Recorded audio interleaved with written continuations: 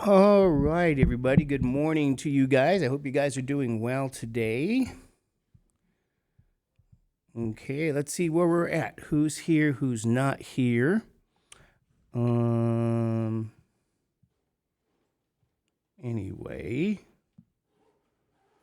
All right, let's see who we have here. We have good morning to Alfred Gonzalez. Alfred, good morning. Blanca, good morning.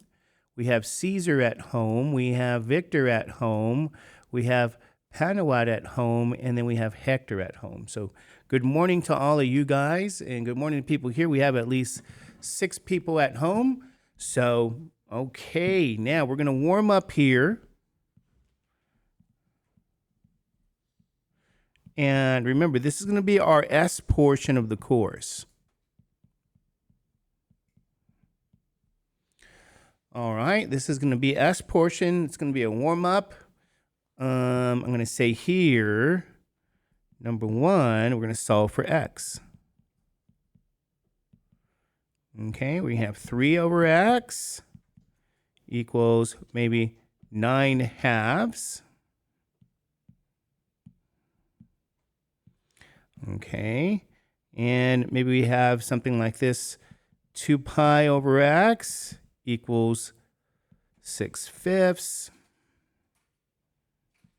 3 x over 2 pi equals 1/2, and then 4. Something like this, maybe x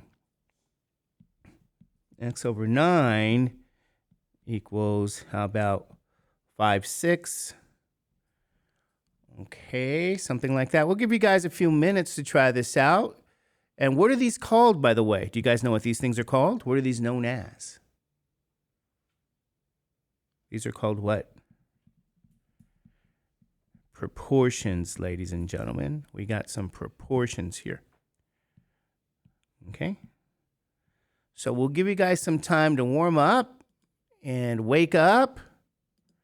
We'll see how this goes.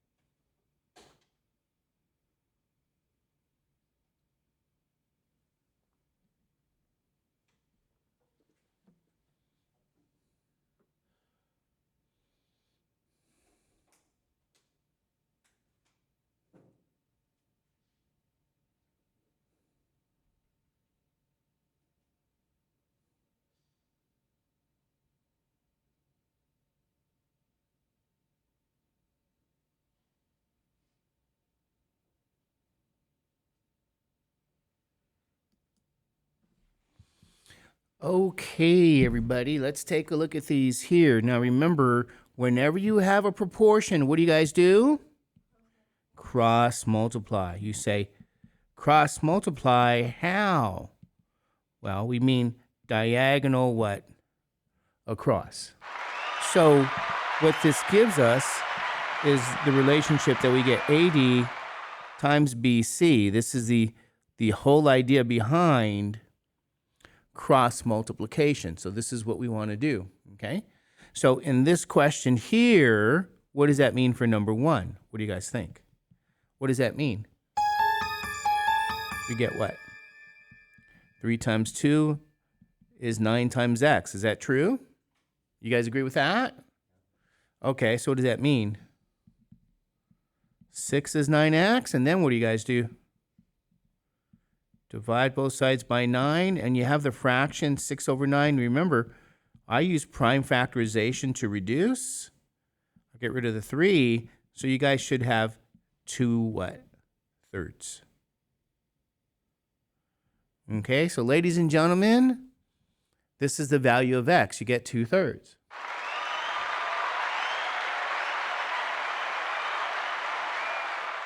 Okay, so number 2, what do we have here? Cross what? Multiplication. We get 2 pi times 5 is 6 times x. And then we get 10 pi equals 6x. Is that true?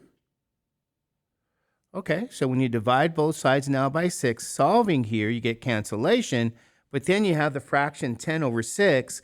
If we use prime factorization, right, break down the 10 into the product of its primes, break down 6. This is 2 times 3. We can cancel. We get 5 pi over what?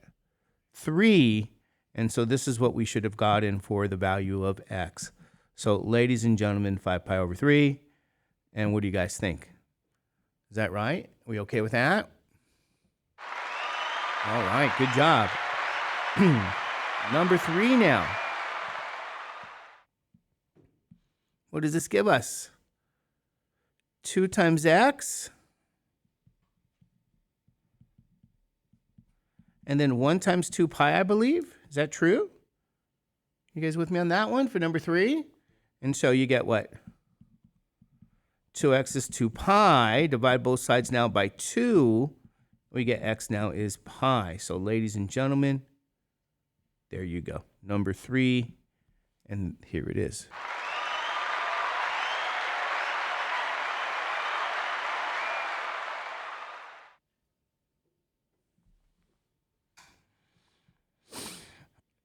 Number 4, cross multiplication. What do you guys get? What is this? Is that 6 times x is 9 times 5? Okay. Divide both sides by 6, and that's 9 times 5, right? So 45 over 6, is that right? You guys okay with that? So how do we break down 45? Do you guys know what I'm doing? 2 numbers multiplied together is 45. We want them to be primes. If we don't have a prime, we got to break that number down. So, excuse me. So that means x is 3 times 3 times 5. This is called prime factorization. This is my most favorite way to simplify or reduce a fraction. It gives you accuracy. And then 6 is 2 times 3. So remember now, we got primes, so we could get rid of the 3's. What does it mean about x? Isn't that 15 halves? Ladies and gentlemen, you're done. Okay, so this is an S portion here. These ideas we're going to be working with over and over again. And let me remark here, you guys know this is probably one of the most fundamental things you want to know how to do in a STEM environment.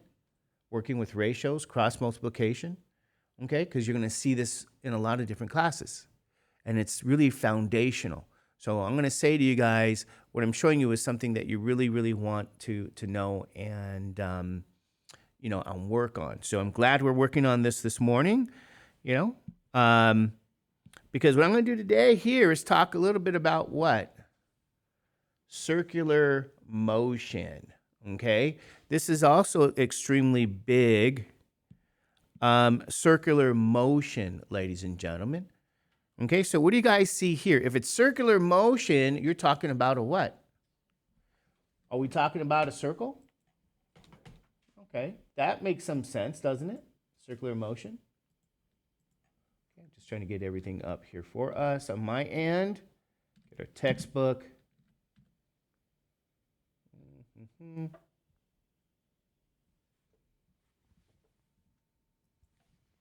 let's go to our textbook. Two.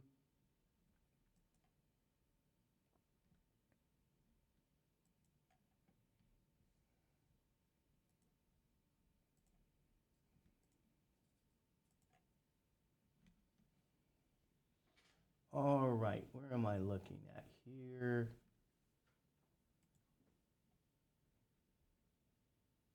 Right. Okay.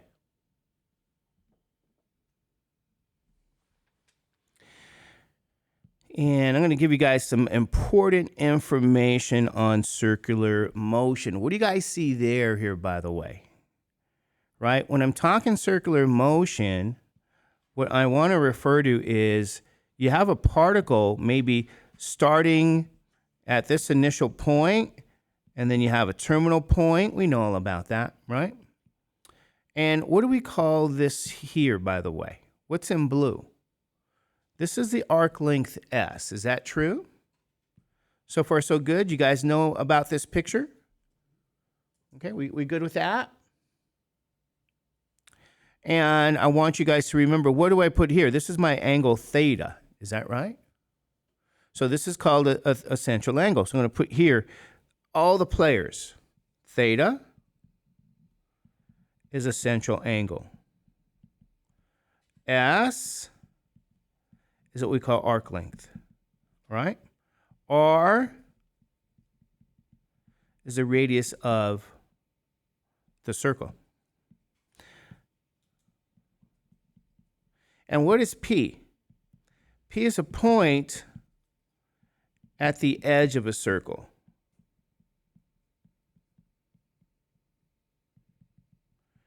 And we are essentially moving counterclockwise, right? So if we move counterclockwise, and I'm trying to get red, what do we know? Counterclockwise movement, ladies and gentlemen, bless you. It's kind of interesting. I know it can draw an arc, but I don't know how it does and doesn't do that. So I'll just do these arrows, okay? So it's moving counterclockwise. What's so important about that? What does that mean? Counterclockwise movement means our what? Central angle is positive and the arc length is what? Positive. Is that true? All right, you guys okay with that? So I'm giving you all this important detailed information about the circle here. Right? Okay, now let me give you guys a definition here. Right? The first definition I'm going to have to give you is that we can define theta.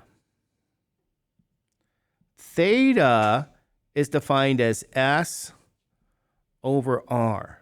This is something you guys want to really know about. Okay? So I have this central angle we call theta. And the arc length we had was the value S. So here's S. Central angle. Now we have a radius here for the circle. Maybe we'll make that green here. And by the way, this is also the radius. So if I want to just look at this here, I'm going to give you guys a definition here. Okay? That theta is S over R. Okay? So that means I can relate the central angle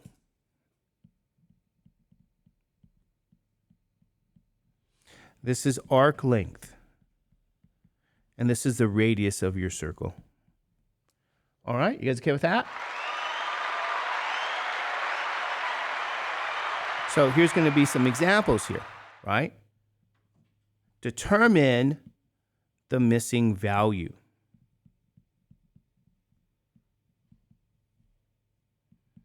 We'll just say determine the value. All right, missing value.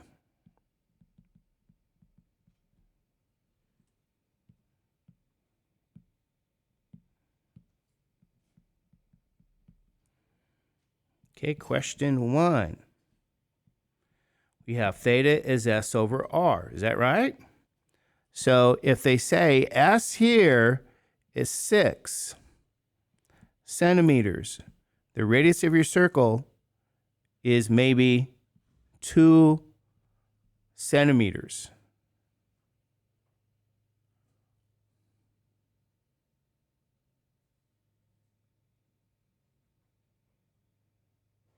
Okay.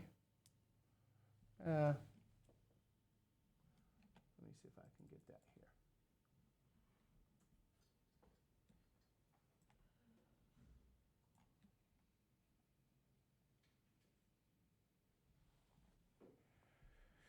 What do you think theta would be? Okay, what do you think you guys have to do? Just plug in values, right? 6 centimeters for the arc length. The radius is 2 centimeters. And what do you get for theta? 3. But I want to remark about something here. I think I want to go into this detail. I'm going to look at my units here. 6 centimeters, 2 centimeters. Is that right? Here's going to be an important detail for us. Centimeters over centimeters, they cancel. And you know what 6 over 2 is? That's 3. So in other words, when the units cancel and I'm looking at a number, what do you think I want to say? This here is written, the angle is in radian measure. Because radian measure really refers to a real number. So you say, I got to look at that, and that's really, we have a real number. And that's what radian measure is. It's a real number value. So we're kind of transitioning to say, oh, okay, because everything else was in terms of a unit circle. Now we have a radius r for a circle. We're going to look at a circle in general. And this is just studying our circle. So we can get a central angle here, okay, but it's in radians. And that's what we want to know. So it is 3. Good job. Okay, no big deal. You guys okay with that? Just a little fine detail. And if they give us again S over R, and they say, here's your arc length now, 5 meters, and the radius is maybe going to be 3 meters, okay? Again, all you got to do is plug this in. Is that true? So you say, okay, this is 5 over 3, but 5 what? Meters, 3 meters. This is extremely important. Right? We can cancel prime numbers if they're on top and bottom. We can also cancel units. So meters and meters are gone. What are you left with? Right? You're left with just 5/3, right? And what do we say if all the units are gone? That just means it's a real number. These are in radian what? Measure. Okay? That's it. It just means real number, radian measure. Real number. Because I want to emphasize this. Note, this is not, theta is not in degrees. Because you go, where's my degrees, Mr. Judge? Well, we're kind of getting away from degrees. We're getting into just simply radian measure. Okay? Is that easy peasy? Okay? Definition. What do you do with definitions? You memorize definitions. Okay, you got to know them like you know your name. That's your obligation. Memorize your definitions. Okay? That's what you learn in every class you guys take. Doesn't matter what the class is, there's always definitions. And you have to memorize those things, right? So you take a sociology class, there's a definition. You take a psychology class, definitions. You take history, every class has definitions. It's just the language of the discipline is what you're learning. So I want to do a little bit of algebra. You say, why a little bit of algebra? I want to also note that if theta is S over R, then you know what I can say? S is r theta.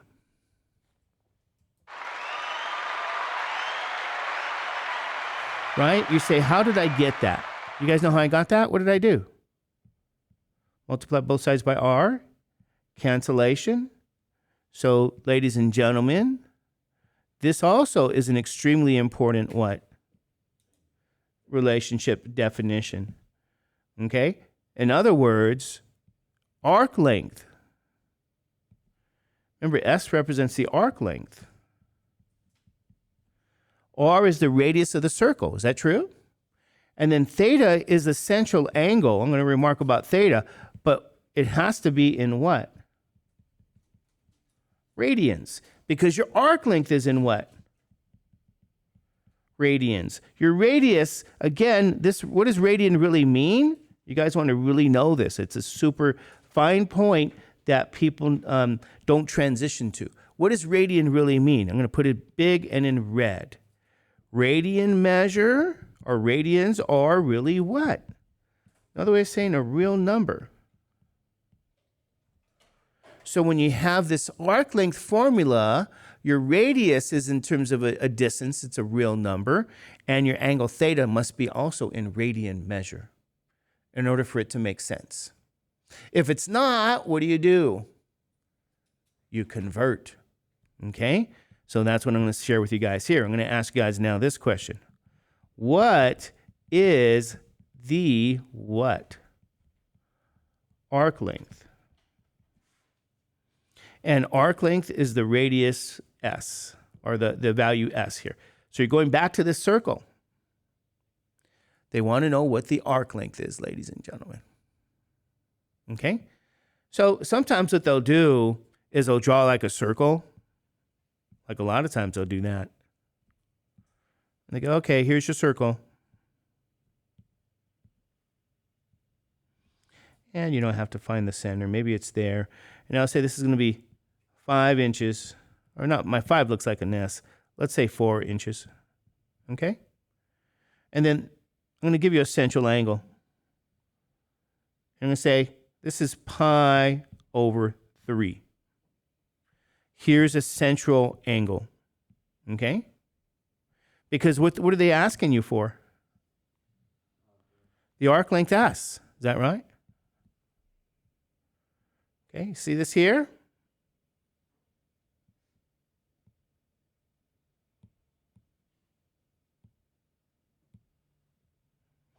What do you guys know about pi over 3?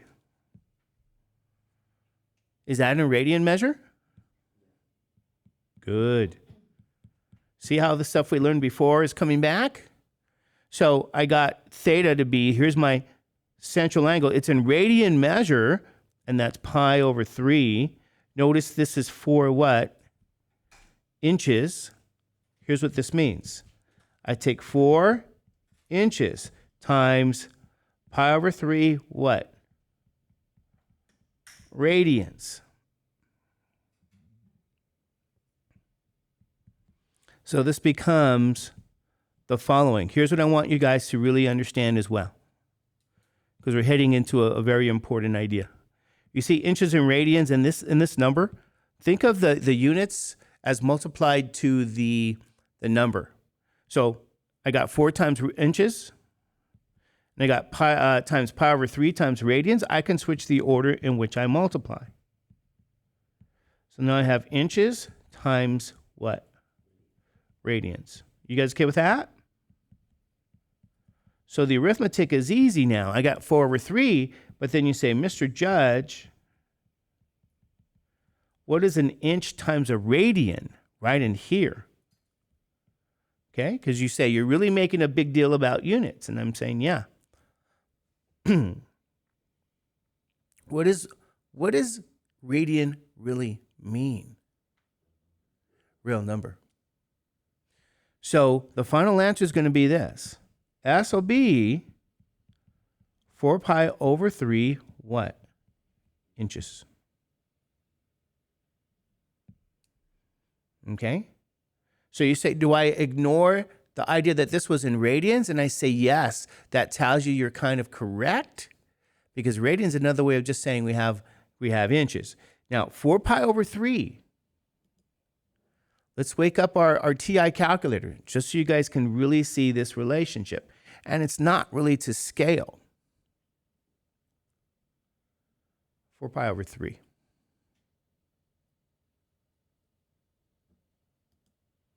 So if I look at this TI,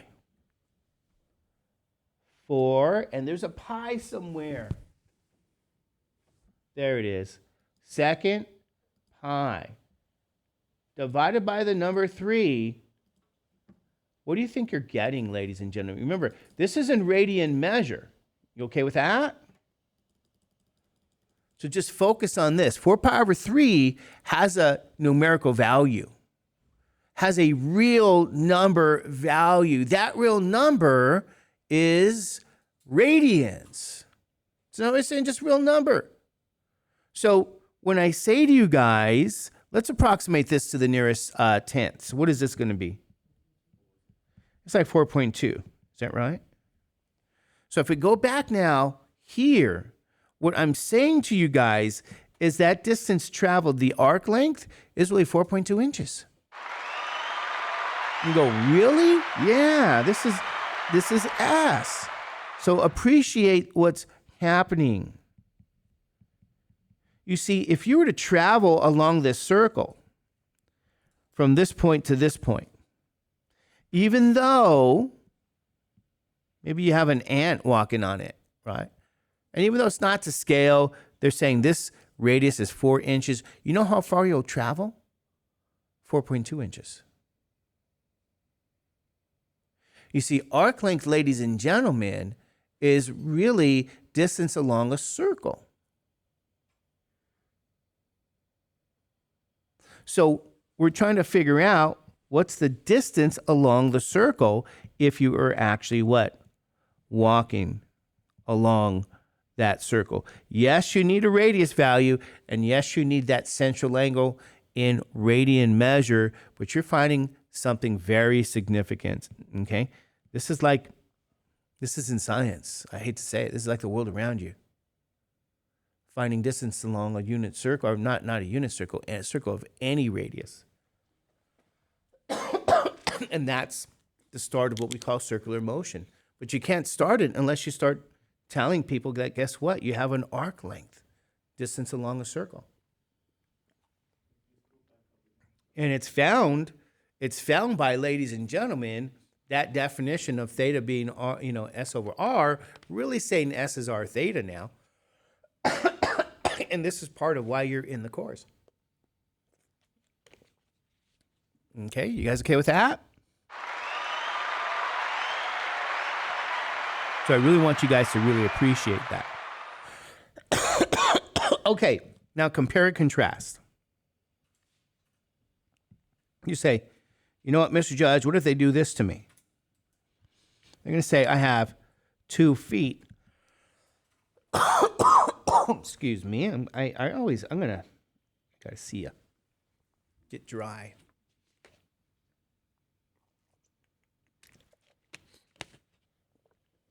Here's 2 feet. And of course, this is also going to be what? 2 feet, because if this is the center of your circle, I don't know, does that look like the center? I don't know. Maybe I'm not awake yet. Kind of. Anyway, let's do this. Let's say this to you guys. This is going to be 45 degrees. What do you think they just did?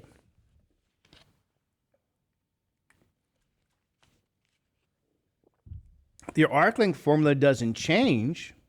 It's R theta. Is that right? But really pay attention to the units. Okay? Because the arc length is going to be now 2 feet times 45 degrees. Now, this should actually stand out to you guys. Here's really the point.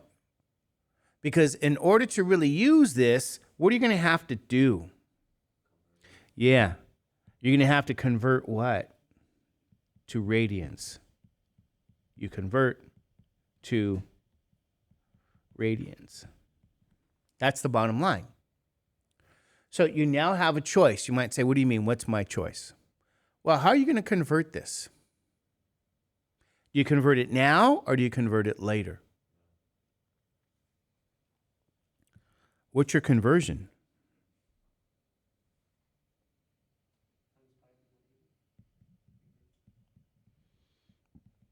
Think of it as a conversion factor.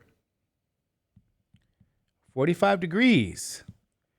Because we actually already did this and it was on your first test. 45 degrees is equal to 45 degrees times 1. Is that right? Which is equal to 45 degrees times. You want to know what kind of conversion this is known as? Unit conversion. Why is it unit conversion? Because this number here is the number 1. Okay, 1 is another way of saying unit. So remember the unit ratio for converting? You guys remember? It was going to be, I'm going to put it in black here. Pi over what? 180 degrees. This is like saying the number 1 for unit. So you have to multiply 45 degrees. And now I'm going to just use this here. I'll say 45 degrees now times what? Pi, and this was radians. Say, can I say radian over 180 degree? You say, Mr. Judge, can you go over every detail of that? And I'll say, yes, it's important. Every gory detail. So remember, think of this as what? Units multiplying. Okay? So what do you guys know that you can cancel here? This is a big deal. Degree and what? Degree. Because that's on top and what? Bottom, ladies and gentlemen. We actually did this before on our first test. This is 45 times pi. Yes, it's in radians over what? 180. Yes, you have simplified before. Is that right? What is this? Isn't that 4? So we know this is going to be pi over 4 what? Radians. So you might say, shouldn't I just convert this? I'll say you just did. You can replace this here with what? Pi over 4 what? Radians. So sometimes they're going to give that to you. So your arc length will be 2 feet times pi over 4 what? Radians. So what do you think you guys can do now with this? Don't you just switch the order of everything? 2 times pi over 4. This is feet times radians. Is that right? You guys okay with that? Because I keep the units. Keep your units. Feet times radians. Pi over 2. And then you say, but Mr. Judge, what is a feet times a radian? And I'll tell you, well, what's the real meaning behind radian? Real number. So in other words, they're just saying this is a real number. Because what's a real number? Well, pi, I know it's 180 degrees, but this is approximately 3.14156. You guys remember that? It's a real number value. So if I go now to the TI and say, hey, TI, do you now know what pi divided by 2 is as a, let's go back, clear, second, I hit alpha, pi divided by 2. I hope that doesn't, what does that mean? Okay, if we approximate here to the tenths, first decimal place, the real number value is 1 point what? Is that 1.6 as a real number? There it is. That's the meaning. That's again in what? Feet.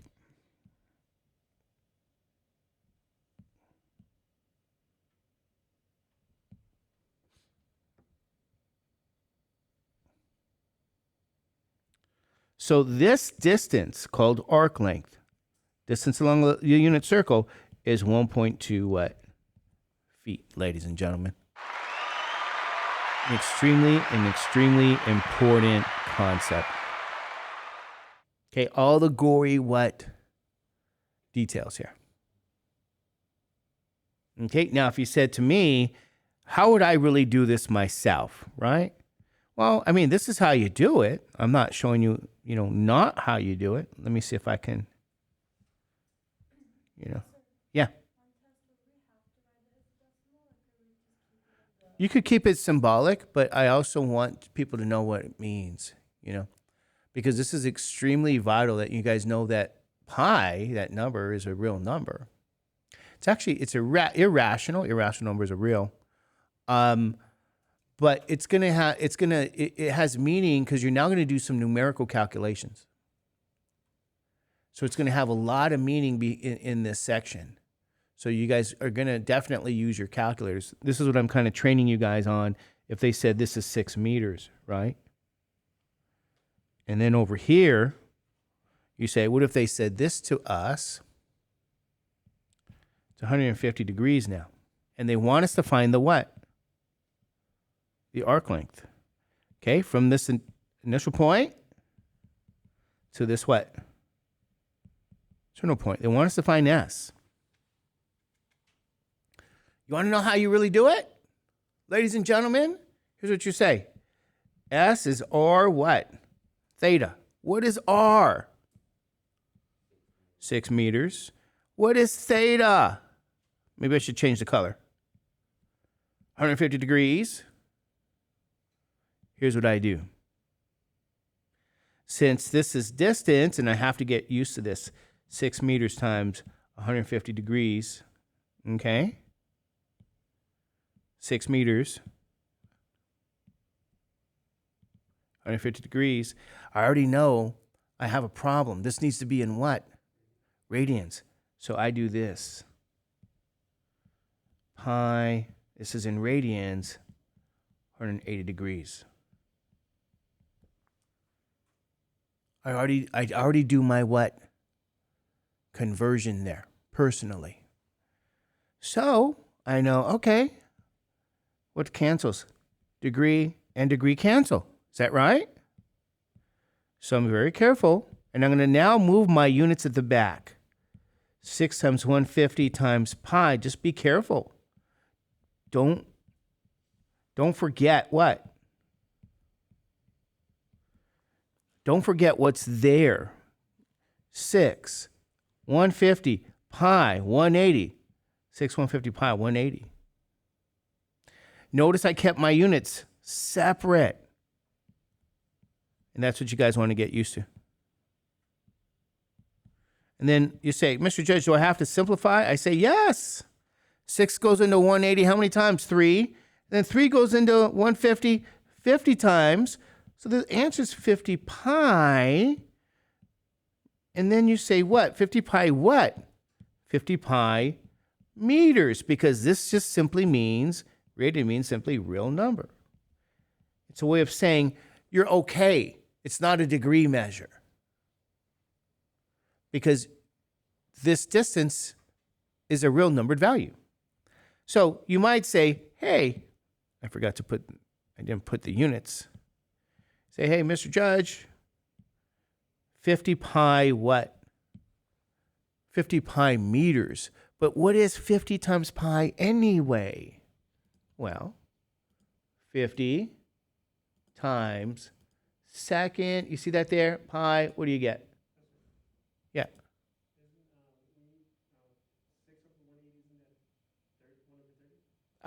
Must have screwed. I screwed up.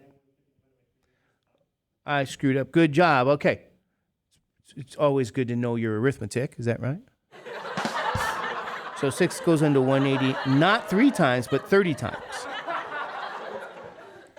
All right. Apologize to you guys. Let's do some detail here. 50 pi meters. You guys okay with that? Over what? 30. What's the trick here? Do you guys know? You get rid of the 0, right? Wait. Yeah. right here. Let's get this here. We got to erase this. That's what we got to do, okay? So you got this 630, and that's 150. And then what's the trick with this 0 right here? You got to get rid of 1. Is that right? And then what do we get? Let's see if I'm looking at everything okay. 150 divided by 30. Is that true? And then we get rid of that 0. Is that right? And then what do you have here? What's 15 divided by 3? It's 5. Okay? So we get the arc length going to be what? 5 pi what? Meters. Okay. Now, you might say, can I leave it like that? And I say, well, you can, but what's the deal? Numerically, how far do we travel? We're going to clear that out. 5, what's this? Second pi, what do you guys get? Let's approximate to the tenths. This is really like saying to somebody, you got 15.7 meters you traveled. And that's, again, it's approximate. But this means that this is 15 point what? What do we say? 15.7 meter distance travel. Okay? Because this is also in meters. So now you're consistent in describing the distance you traveled from that initial point to the terminal point.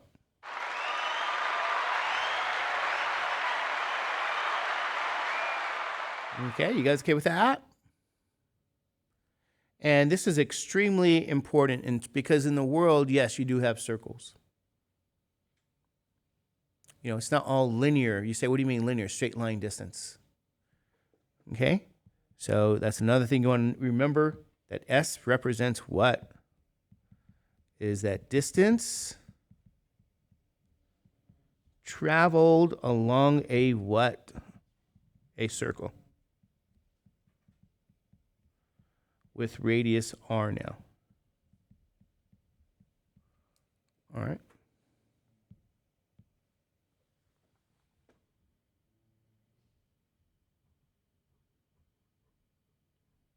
And I want to give you guys another definition.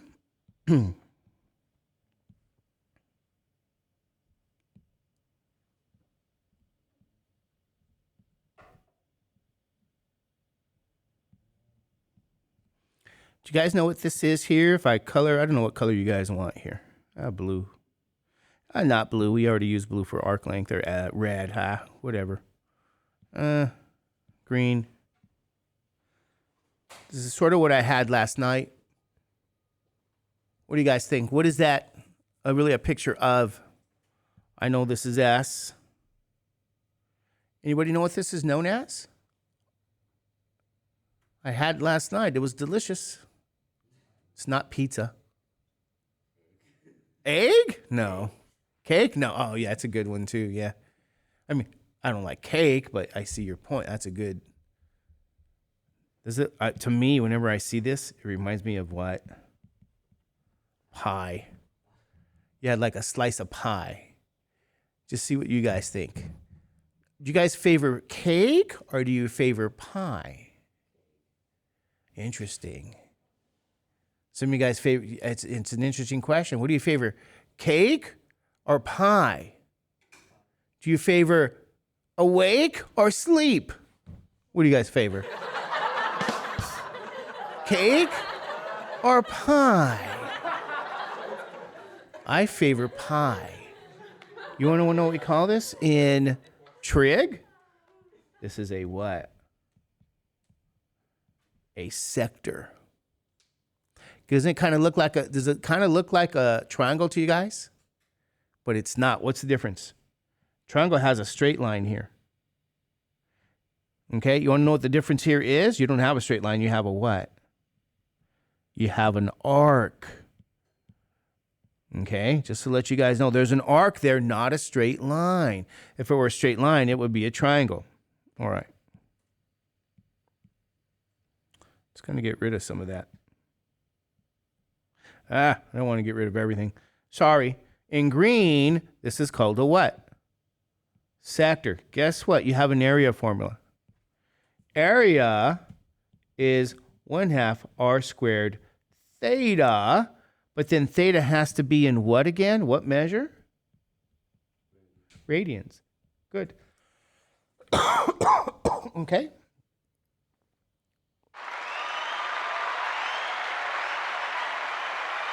So if I said now to you guys, if we went back to some of these kind of questions here, right?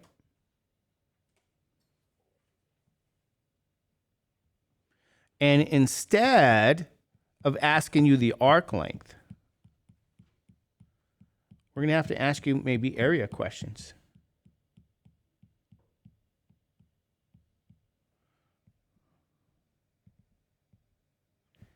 Area is going to equal 1/2 r squared what?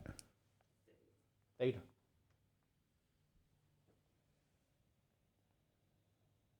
What do you guys know you have, ladies and gentlemen? Right, we have the radius. It's 4 inches. And what are you supposed to do with that? Square it?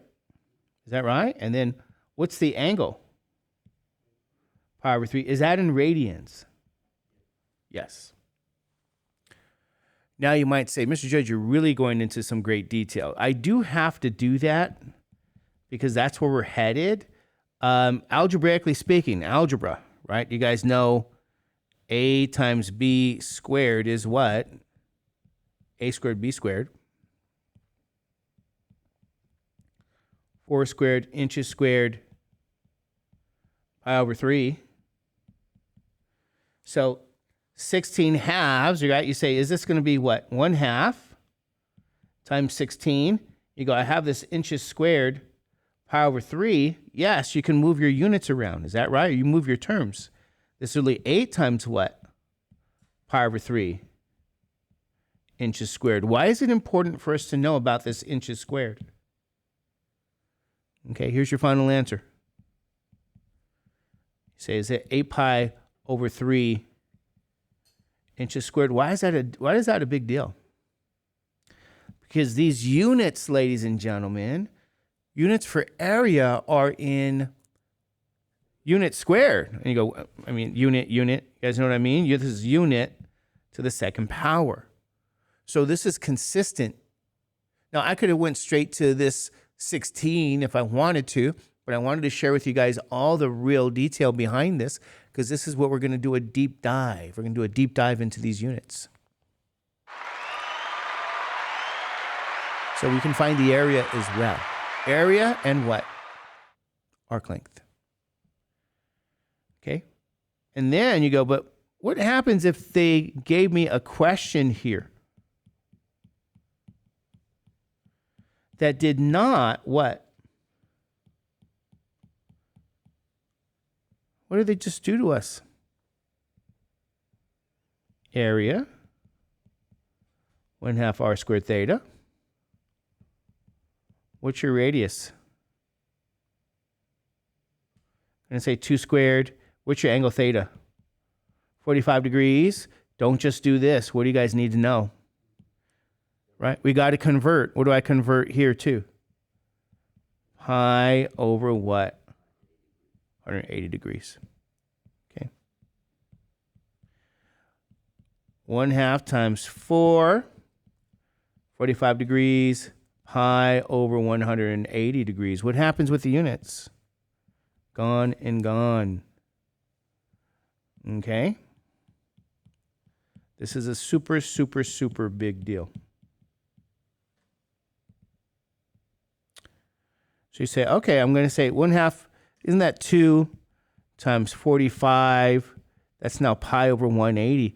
But if the degrees are gone, you want to know what this really is? Radians, there's no longer degrees. And then what about the other thing? What should you really have? Feet, but not just feet squared. So I just want to remind you guys, don't forget the what? The units. So 2 times 45 is 90. The area is really going to be pi over 2 just feet squared. Because if you have radian, that's good. It needs to be radian. It can't be in degree. And, you know, the area is pi over 2 feet squared, or square feet. Okay? Units of area are square units. That's the word. Square what? Unit. Symbolically, we write that as unit squared. Very important detail in science, ladies and gentlemen. Extremely important detail. So you're really working with the science in some ways, but it's mathematics. You're describing some physical relationship, you know? So what do you guys think? Is that easy or hard? It's, can you use a formula? And what's the best way to memorize a formula? Anyone know the best way to memorize a formula? Yeah, every time you use it, write it down. You say, but Mr. Judge, that means I have to use it. Well, yeah, that's a whole, you're not going to memorize it if you don't use it, right? You guys see what I'm saying? How did you remember how to spell your name? You wrote it down a lot. That's how we learn. Do you guys remember? I'm the only one who remembers. Oops, wrong formula. Going to find the area now. Again, or find the area here. That's something people forget. You know, really, I had to write it down. I had to write it down a lot. 1/2 r squared theta. So this is why I don't forget these. R is 6. Theta is 150 what? Degrees. Are you guys okay with that one so far? So far, so good?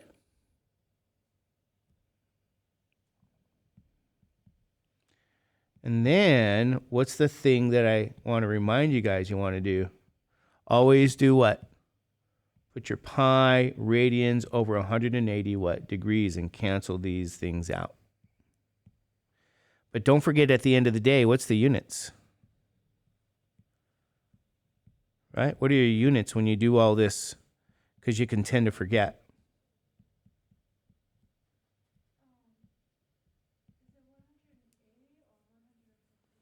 Oh, what did I put? I must have. Jeez. Old man judge. It's getting old. Hey, maybe they'll give me some of that. What is that drug everybody takes, I hear? Or they used to take. They don't take it anymore. I'll go to the doctor. I gotta go to the doctor. And this is a drug everybody used to take. Do you guys know what it is? It's like kids were taking it for SAT tests. It's Adderall. Do they give that out anymore, Adderall?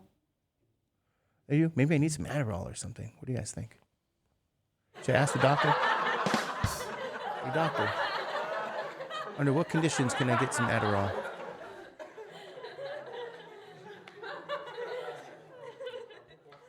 Caffeine doesn't work anymore. Let's do some more arithmetic. 1/2 times 36 times what? 150 pi over 180. Don't forget the meters square. See, I was focusing on my square meters. And then what's 1/2? Isn't that 18? 18 times 150 times pi over what? 180. Use the trick. 10 and 10. So 18.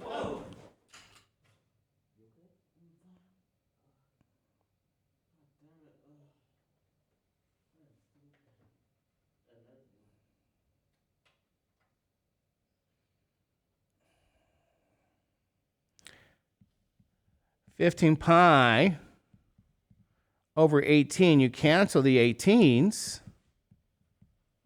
and you get what? 15 pi. Okay?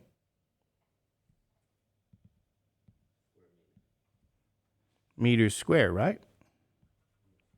So in some ways, you're done symbolically, but you guys know there's a numerical value there. Is that right?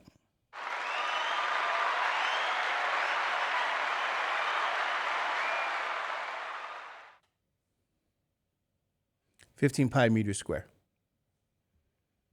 There you guys go.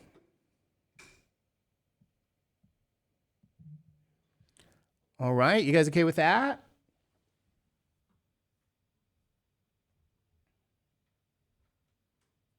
So let's have you guys do a few of these on your own, okay?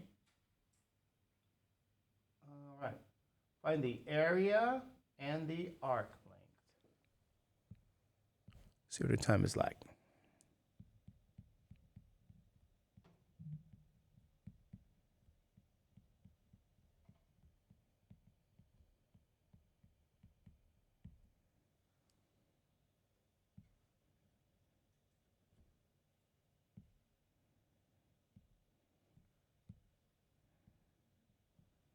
Ah, where'd our circle go?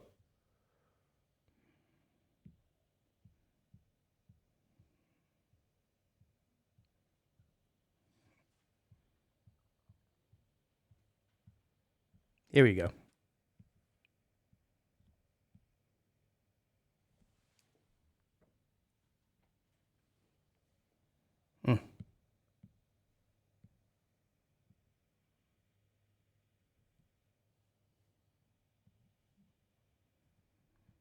And they like to put this here, 0.5 radians.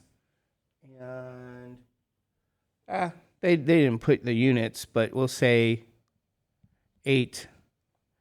If they don't put anything, what do you think the units are? The word what? Unit. Okay, going to have you guys try that one. Number 1. Number 2.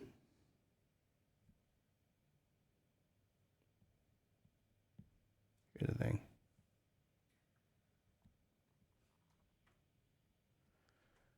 And we're going to say this measures maybe, I don't know, was it 180? How about 250 degrees?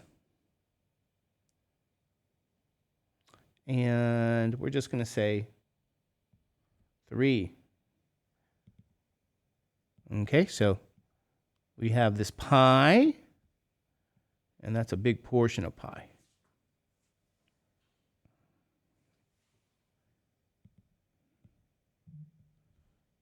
S and S.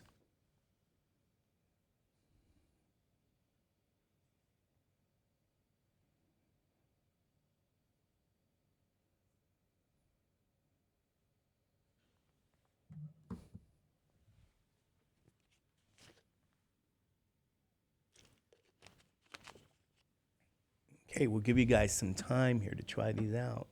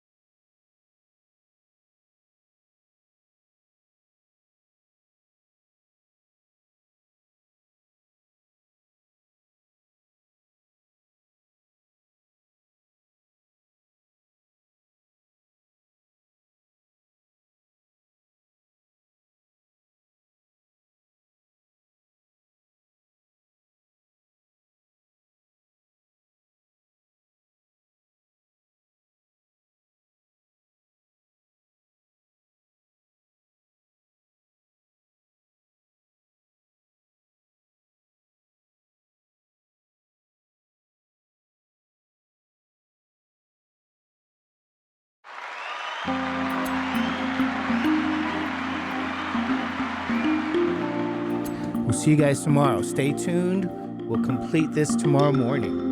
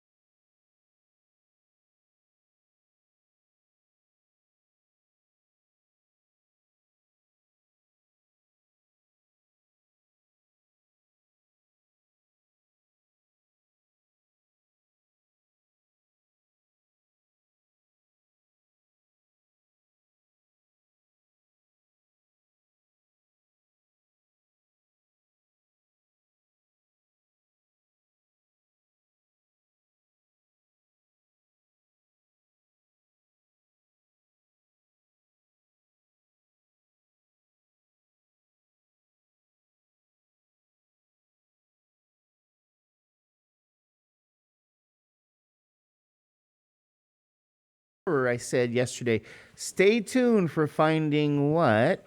Two things. Area and what? Arc length, right? Now remember, the second we what? Have a question like area, okay? In green, what do you guys want to write down? You want to write down your what? Your formulas. Is that true? So you're not going to answer a question without these formulas. And a very good way to memorize a formula, it doesn't matter if it's a math class or a science class, is to write it down every time you use it. But that means you have to use it. So don't just go, it's a formula. I'll just kind of look at it.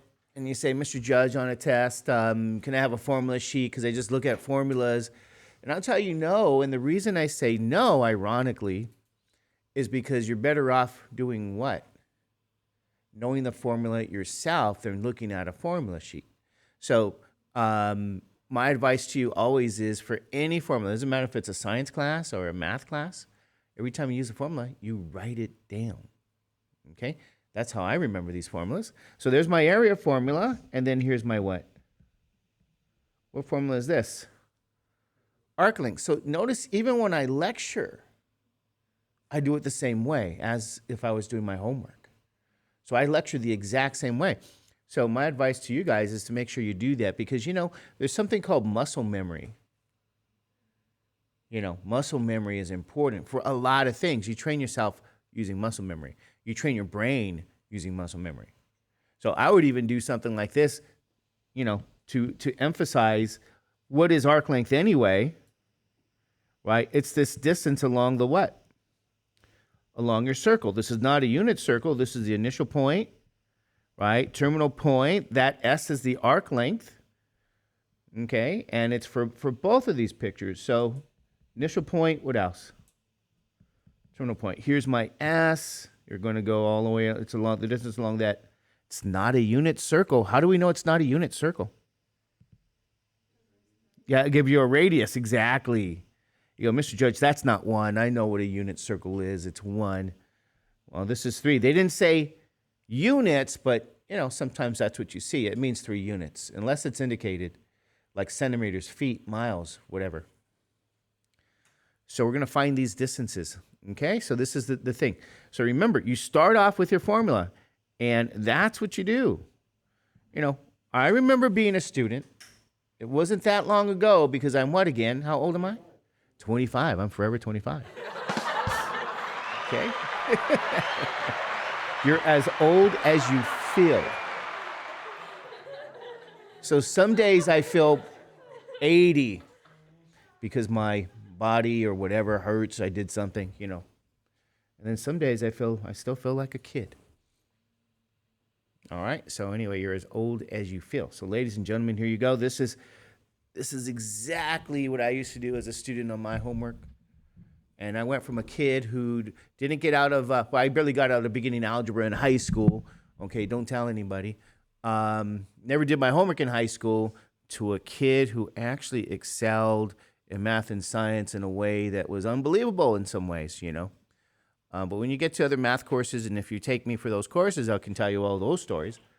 But it can be done, ladies and gentlemen. It can be done. So I'm sharing with you guys how I did it. Okay? And I share with all my classes exactly how I did it, whether it's a statistics class or an intermediate algebra class or a calculus class. I share with students how I did it. Because if a kid like me can do it, anybody can do it. You just need to do what? Be dedicated to what you're doing and to be consistent with what you're doing, and you can make progress. Okay? The key is consistency. You say, what do you mean? You don't do your homework one day and then wait 2 weeks later and you do your homework. It's not consistent. That's what I mean by consistency. So you make this a priority, ladies and gentlemen. And then I'm going to say this to you. What does theta have to be, if you guys remember? Theta needs to be what? In what angle? Radians. Good. And what's another way another way of thinking about that radian measure? Just a real number. That's it. As opposed to a degree measure. So we'll see a little bit more detail about that today. But that's really the difference. You're labeling that as a real number measure versus a degree measure. That's all. So there has to be in radians. Your final answer is going to be in real numbers, right? Which is the same thing. And in the first one, we're lucky because what do? They indicate radians. So you go, oh, that's a real number. Now, ironically, well, not okay, whatever, 0.5. I'm just going to stop talking because, as my daughter says, Dad, you talk too much. Well, she used to say that. She doesn't say that anymore. She wants to hear what I have to say now. It's kind of interesting. Now she wants to talk to her more, not less. All right. Should we do, which one do you guys want to do first? The area, or you guys want to do the arc length? I wrote down area first, so I guess we have to do that, right? Whatever. Okay. Area is 1/2. What's R? 0.5 squared. Oops. R is what? 8. I'm going to have to wake up again.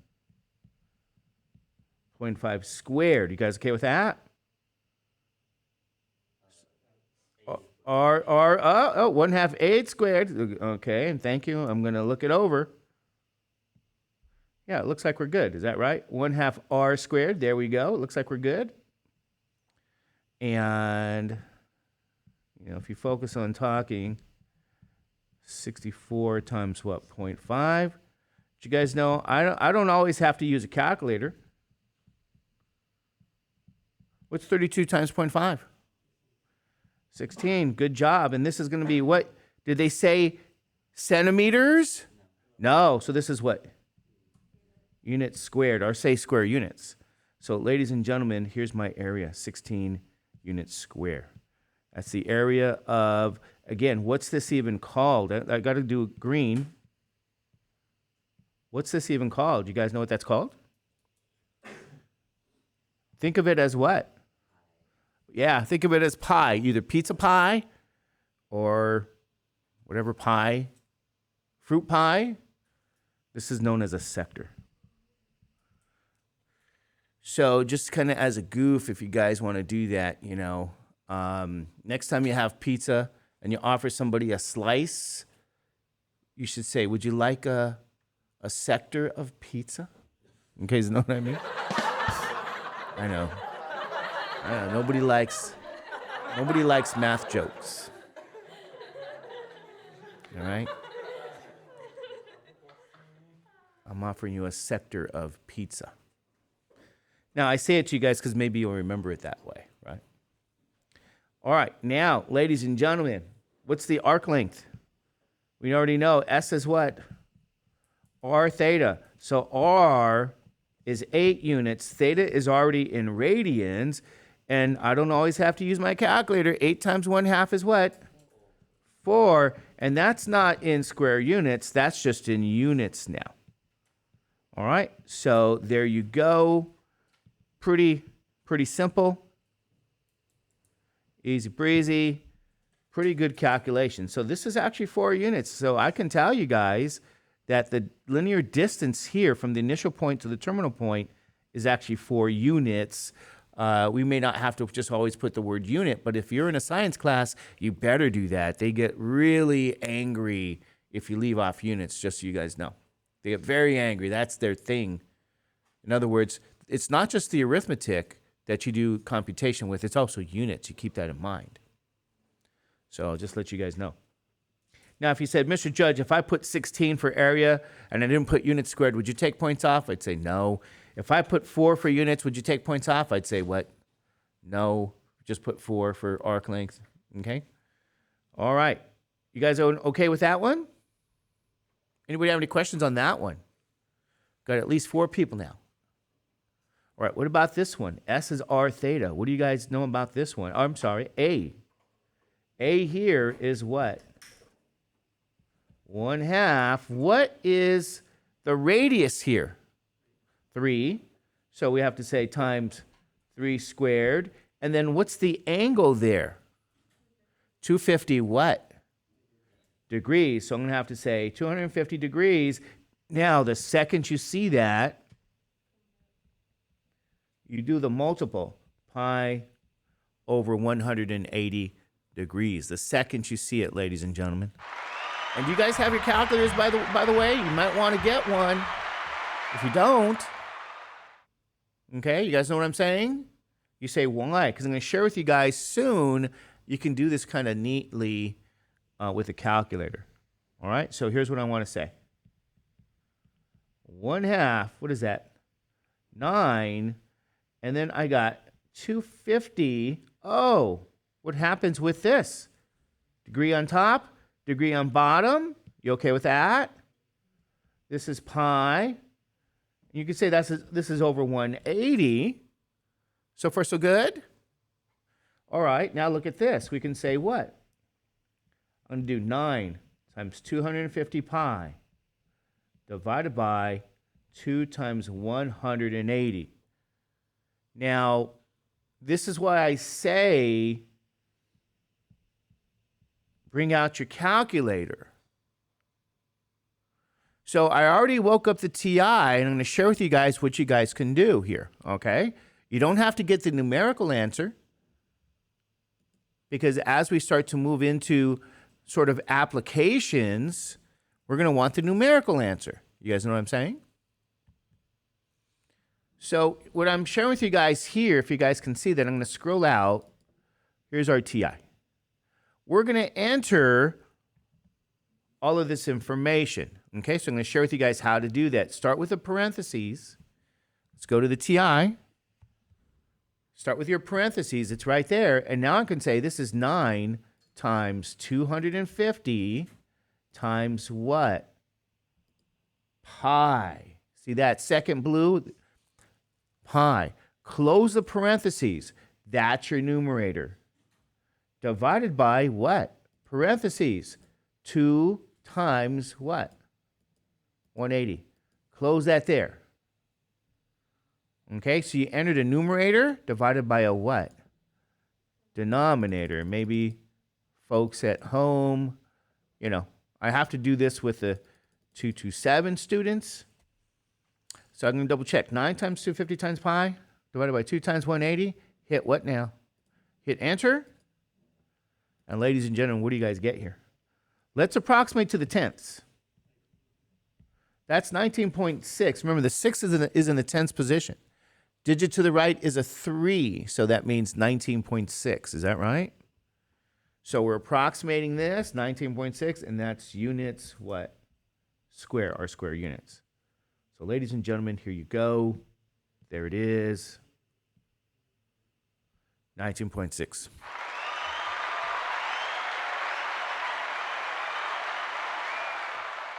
Okay, compare that to S is r theta.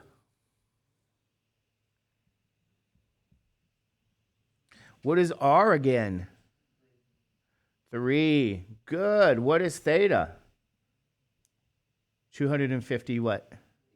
Degrees. So you say, okay, 250 degrees. Now the second you see that, pi over what? 180 degrees. Get rid of your what? Degrees. Get 3, 250 times pi, everything over the denominator of 180. Is that right? Right? And then what could we use again? We could use a what? Calculator.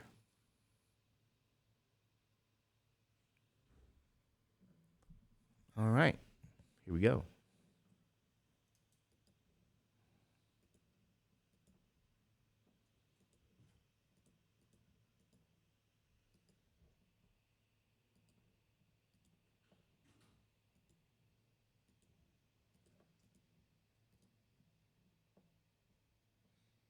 Is this what we have to enter? 3 times 250 times pi divided by 180. Hit what? Enter. And what do you guys get again? Let's go to the nearest what? Yes, it's approximately 13.1 simply units. So, ladies and gentlemen, you get the arc length, and that's the distance along that circle of a particular radius now. And 13.1 units, and that's the deal. This is 13.1 units now up here. Okay, so interesting. It's the distance traveled. If you're an ant along that circle, you travel 13.1 units. The radius of the circle is 3 units. We're getting these distances here. All right. Good, good, good, good, good.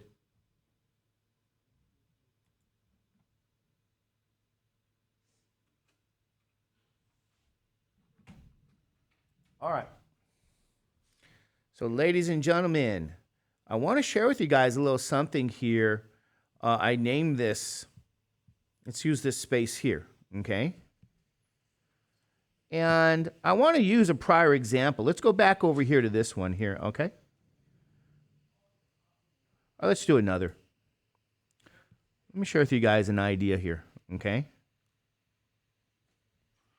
Oh, weird. There's a circle. I'm going to try to do where the radius would be. Let me move it. Yeah, okay.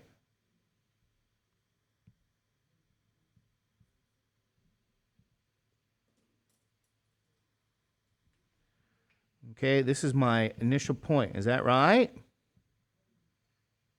And then here's my, let's use an angle. Let's use maybe 25 degrees. I'm going to stick with a degree.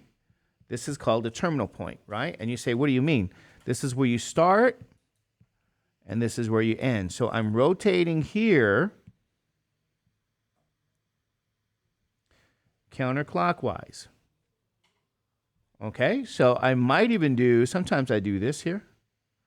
Here's my, we call that an initial ray. At 0 degrees, you rotate this what?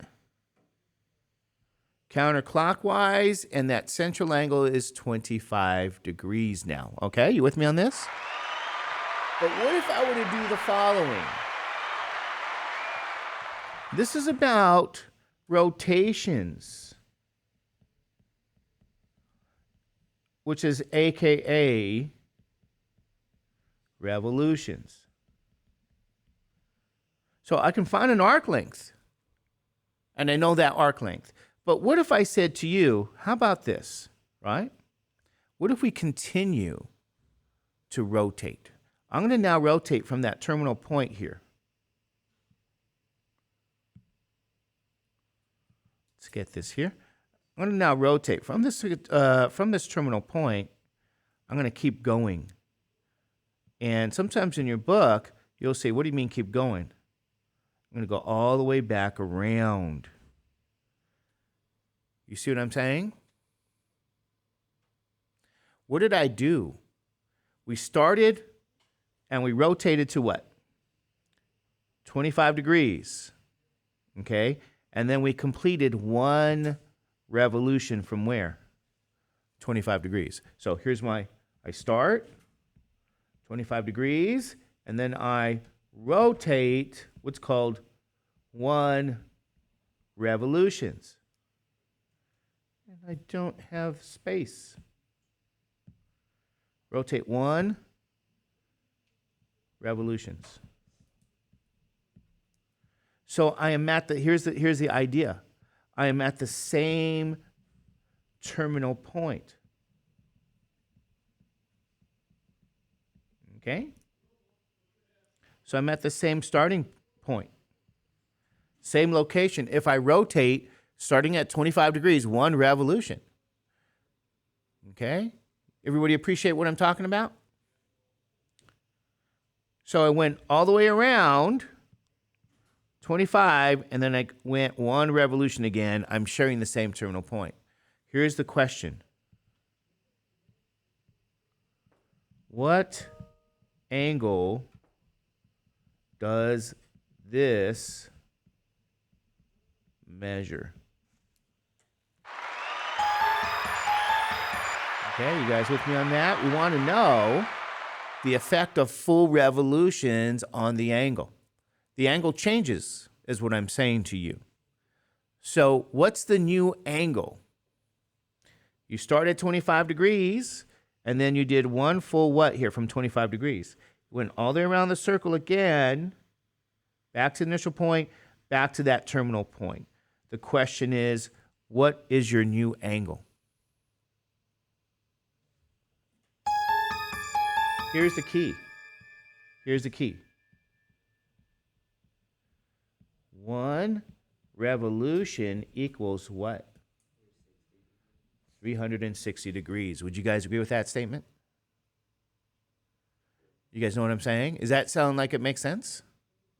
So if I rotate 25 degrees initially, and then I rotate, remember I start with 25 degrees, and I rotate another additional 360 degrees, right? This is an additional 360. Do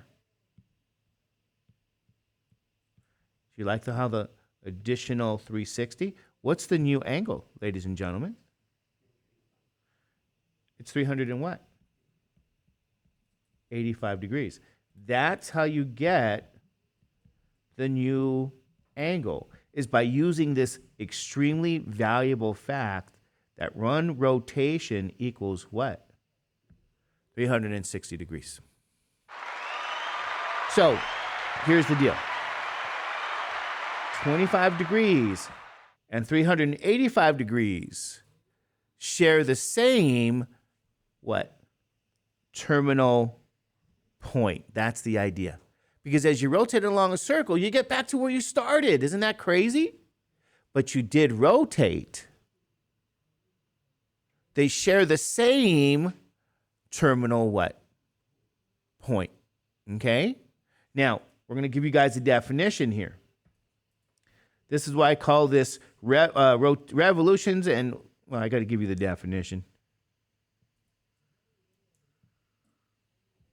Let's give you a definition.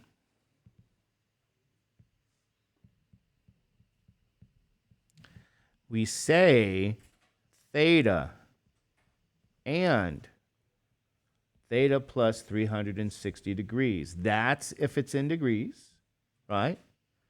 Are co-what? Terminal. So what that really means is that they share the same co-terminal point. That's what that means.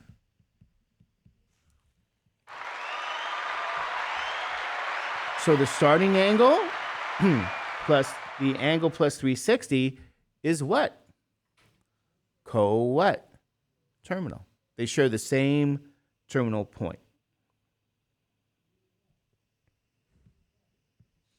So for example, if the starting angle is what? 45 degrees. What's a coterminal angle?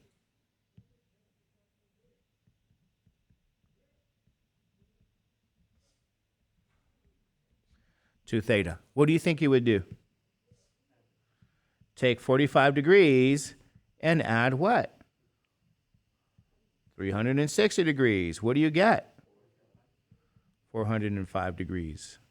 So, ladies and gentlemen, this is where you start. This is the next coterminal angle. And so you know 45 and 405 are what? Coterminal. They share the same terminal what? Point. And then here's my next question. What's coterminal to 405 degrees? You go, wait a minute. I can have a coterminal angle to 405? The answer is what? Yes. How would you get that?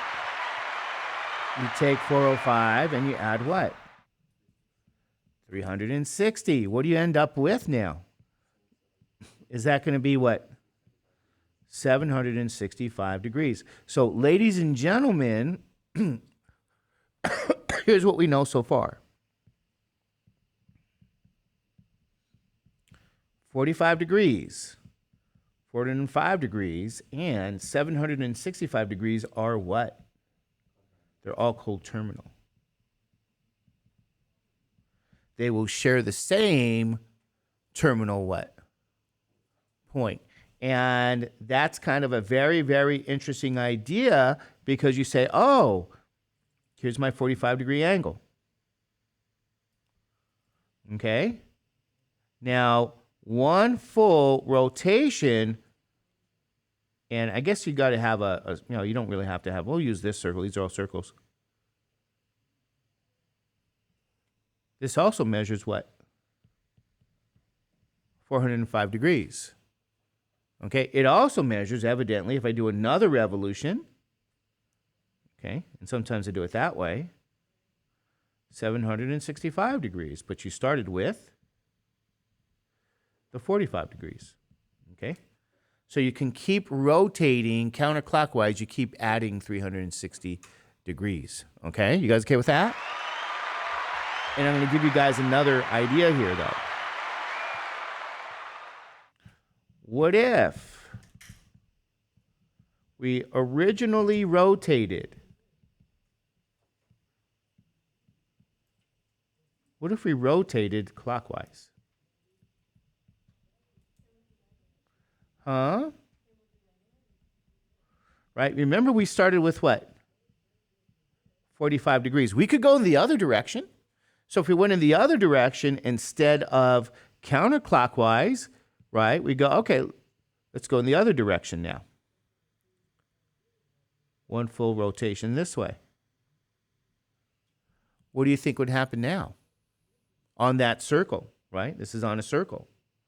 So if we rotated exactly in the other direction now, you start with 45. Remember, what happens with clockwise rotation? You're subtracting now what? 360. Okay, so 45 minus 360 is going to be what? Negative what? 315 degrees. So what this means, ladies and gentlemen, is 45 degrees and what? Negative 315 degrees are also what? Coterminal. So 45 degrees, negative 315 degrees are coterminal.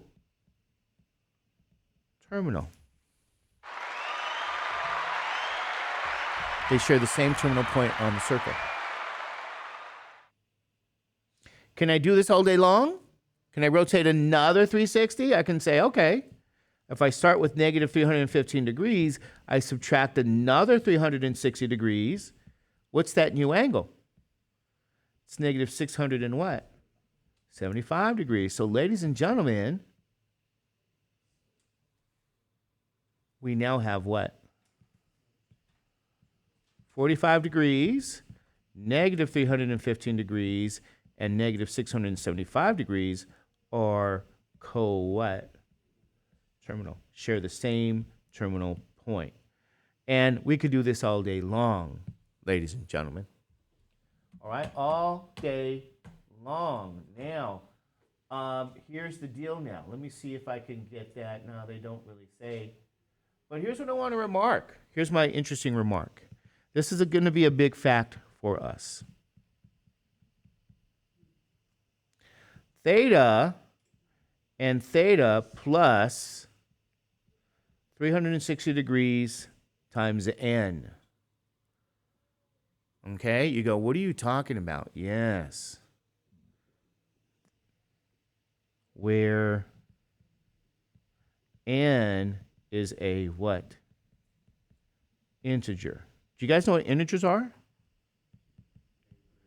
They're signed numbers.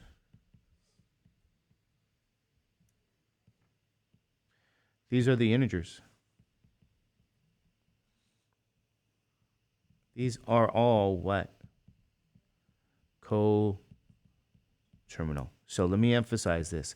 You have theta, and then you have what? Theta plus, what's going on over here? Isn't that one revolution? Is that right? But what if I put in a multiple n, where n now is an integer? You want to know what this is? This is known as n revolutions. And n could be positive and n could be negative. If it's positive, that's counterclockwise. If it's negative, it's what? Clockwise. So this relationship that I'm sharing with you guys, what I'm saying is these angles are all going to be what? Coterminal, because you're just counting now full revolutions clockwise and counterclockwise. Okay, you guys okay with that? That's another formula we want to know about. And then, of course, this assumes degree. Is that right?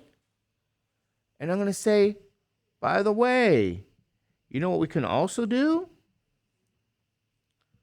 Theta plus what? What does 360 degrees measure in radians? Because we can be given a radian angle. And what do you think this idea now becomes? Yeah, 2 pi. Now that's one revolution, but if I put 2 pi n, where n is a what? Integer. These are also what? Coterminal. So we want to know how to work both with what? Radian measure and degree measure. And the only difference is, ladies and gentlemen, one revolution is going to be 2 pi radians. Okay, so I'm going to give you guys some notes again. Here's a fact, or notes. We could call it a note. 1 rev is also equal to what? 2 pi radians. N revs is equal to what? 2 pi n what? Radians. What is n? You want to remember this. N here is what? You guys know what n is? N is you should always see this, n is an integer.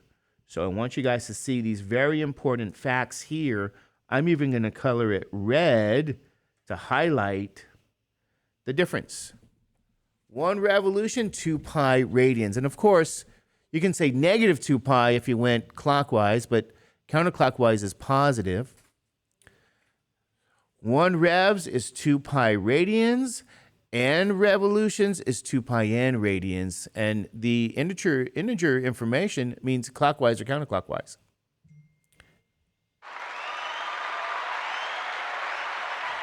Okay, you guys okay with that? So, for example, you might say, okay, what if they give me a nice radian angle? They'll say, what angles are coterminal to pi over 6?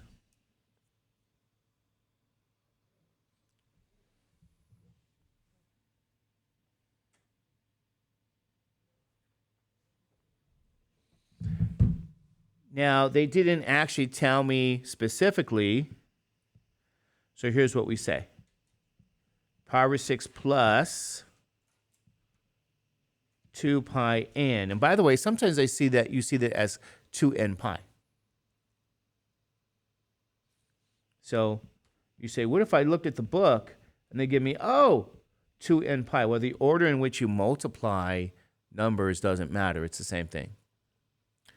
You say, why did you stick with 2 pi n? Well, 360 degrees is 2 pi, and so it's a little bit clearer for some people when you first learn it. All right. Now, notice they're vague. What do you mean vague? They didn't actually tell me where to what? Where to end. Is that true? So does anybody know what I should do? What should you do? What would you do? You go, I don't know. Well, I would say start with n. You don't want to do n as 0 because that's already given.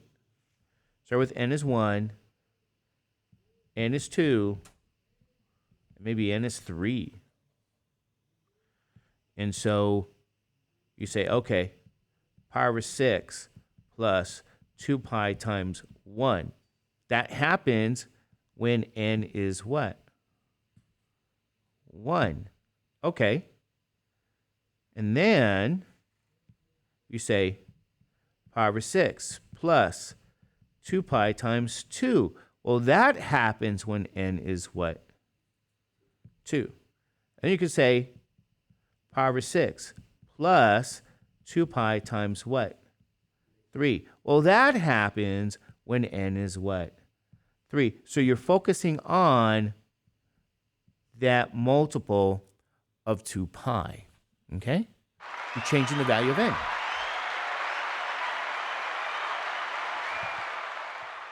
So you might say, does that really give me pi over 6 plus 2 pi?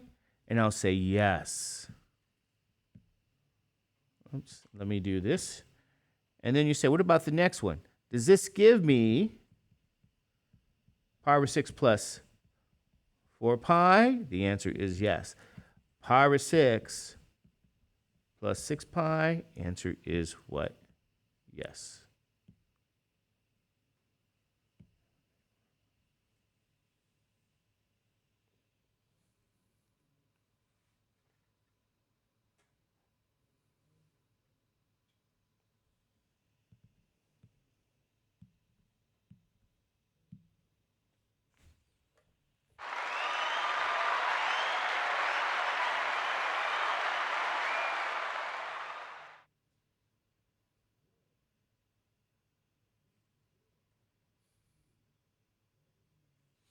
So how do we do the arithmetic? Do you guys know?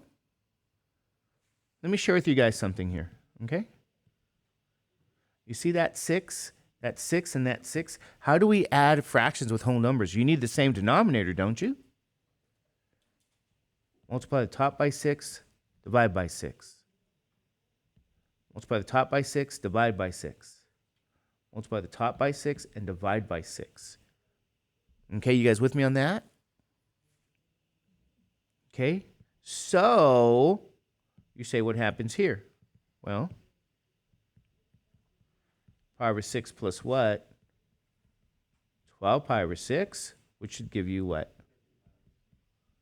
13 pi over 6. Ladies and gentlemen, we got the first coterminal angle to what? Pi over 6. We got another coterminal angle.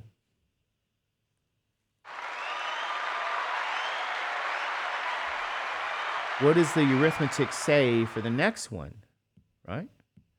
You say what? We'll get what?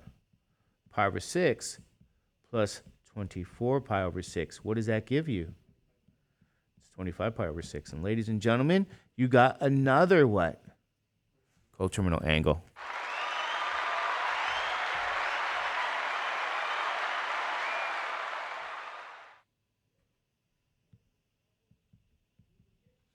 Pi over 6 plus 36 pi over 6. What does this give you? 37 pi over 6. You get another what? Coterminal angle. So, in summary, since they were vague, you get pi over 6. The next one is 13 pi over 6. And the next one is what? 25 pi over 6 followed by 37 pi over 6. And you might see comma with 3 dots. And you go, why would you see comma with 3 dots? You guys know what that means? That means to continue the pattern what? Forever. Continue that sequence, that pattern forever. All these angles are what? They're all coterminal.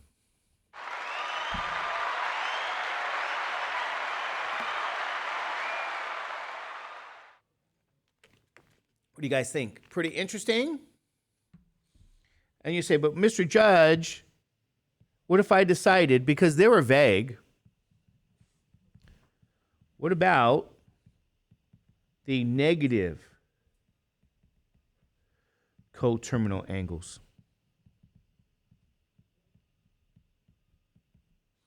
What if they were negative? Well, go to your formula. Pi over 6 plus what? 2n pi. Is that true? So what would you say for n now? N is negative 1. N is what? Negative 2. N's negative 3. Wrong button.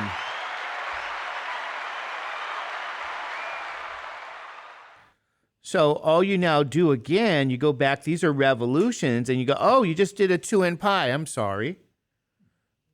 But that's okay, right? Pi over 6 plus 2 times negative 1 times pi. You get pi over 6, 2 times negative 2 times pi. Pi over 6, 2 times negative 3 times pi.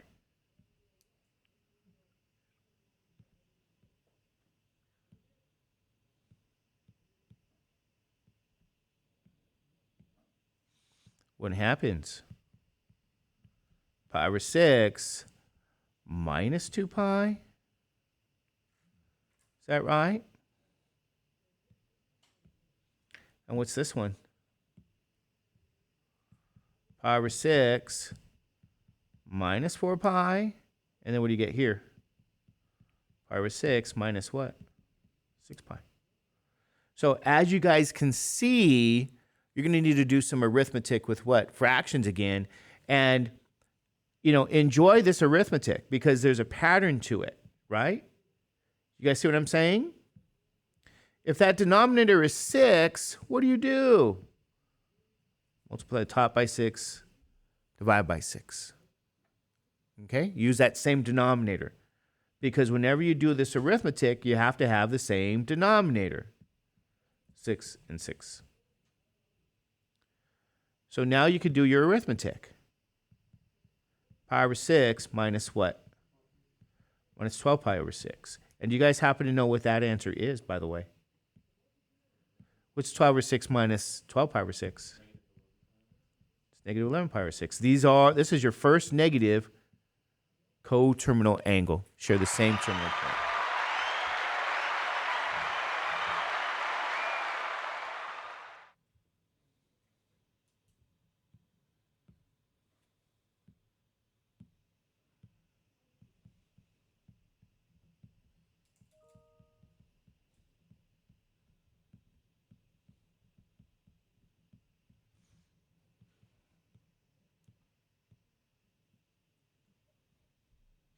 Pi over 6 minus 24 pi over 6 is negative 23 pi over 6.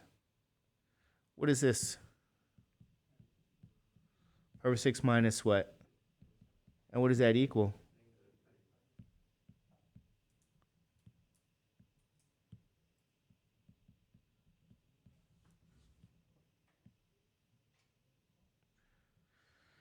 So how would you list this? Right? You can do it the same way. You say pi over 6, and then what do you have? Negative 11 pi over 6, right? And then what else do you have? Negative 23 pi over 6, right? Negative 35 pi over 6. So ladies and gentlemen, and then put these dots, because that means continue the pattern what?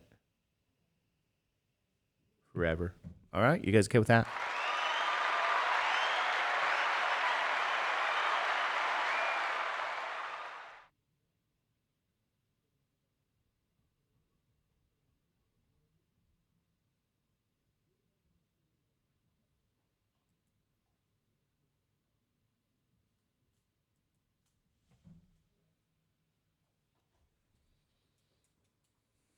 All right.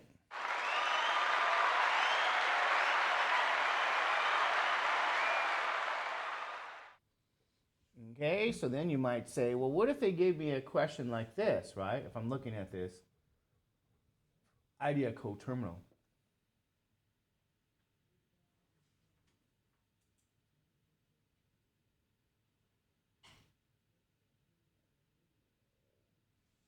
Well, something simple. They can say, here's a question.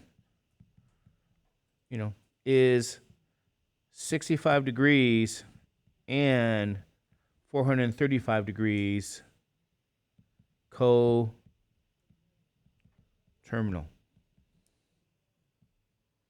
What do you think that means? What would you do? Well, here's what I would do. I'd start with what? 65 degrees, okay? And I would add what? 360 degrees. Why wouldn't I subtract 360? Well, the other angle is what? 435.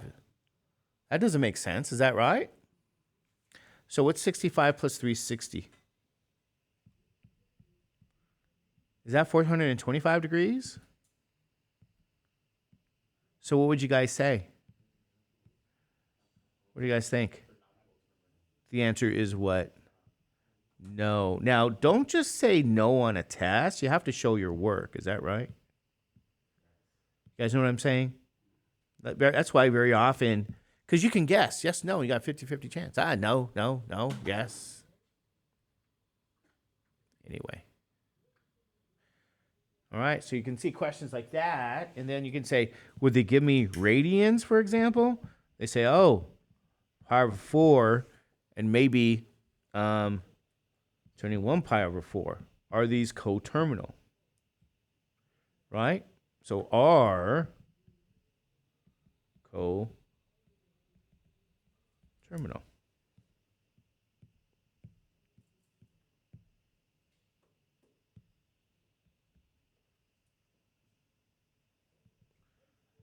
Okay, you start with pi over 4, and what do you guys do? Maybe I'm going to change this on you guys. I'm going to say negative here, just to kind of give you a different question. I don't know if they do that in your book, but they could. What do you think you guys would do now? How would you find out if they're coterminal? Subtract what? Subtract 2 pi, right? But multiply the top by 4, the bottom by 4. Because the other angle is negative, so you can say minus what? 8 pi over 4, and what do you get? Negative 7 pi over 4, and you go, wait a minute, I don't know. Then what do you do now? Subtract another what? 2 pi. And you go, but that's the 4 over 4 situation again. Okay. Negative 7 pi over 4 minus now an 8 pi over 4. And what do you get? Negative 15 pi over 4. Okay. And then what else can you do? Negative 15 pi over 4.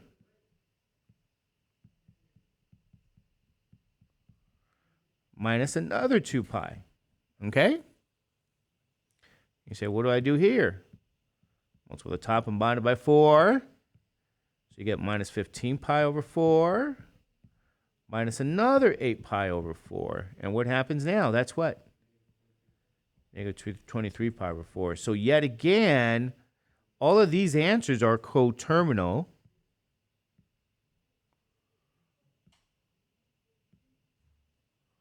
So yet again, what's the answer?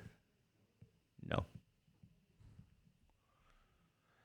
But you want to show your work. So this is kind of the things you see in your homework, right? You guys okay with that? Okay, easy peasy, lemon squeezy. Example. Determine an angle between 0 degrees and 360 degrees that's coterminal to what? To 700 degrees. So this is another kind of coterminal question.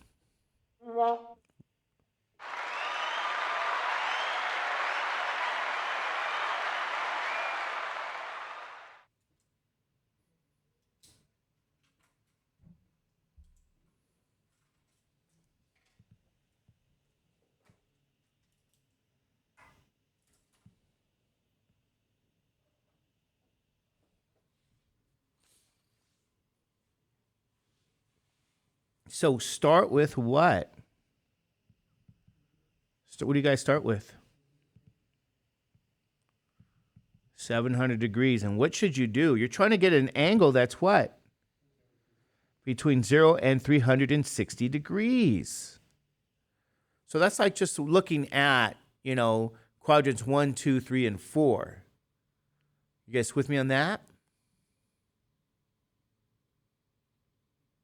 Quadrants 1, 2, 3, and 4.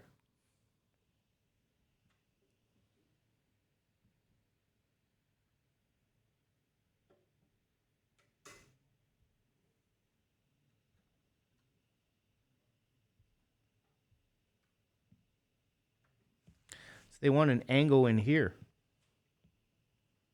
where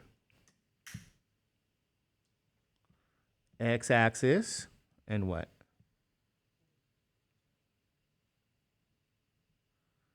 We're going to draw a straight line.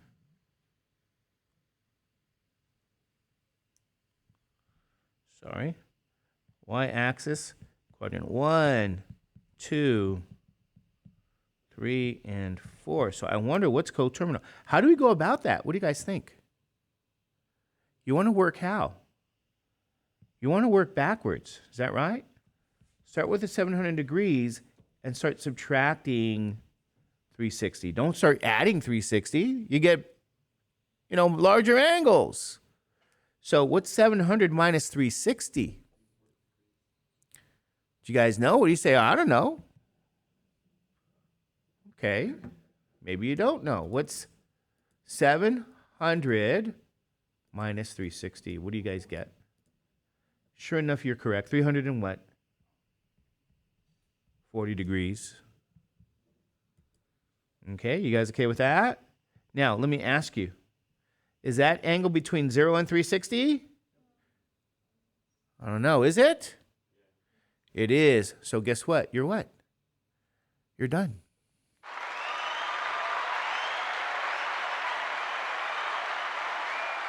It's 340 degrees. Okay, you guys see what I'm saying? So, all right. And then I'm thinking they should give you radians, but it looks like they don't.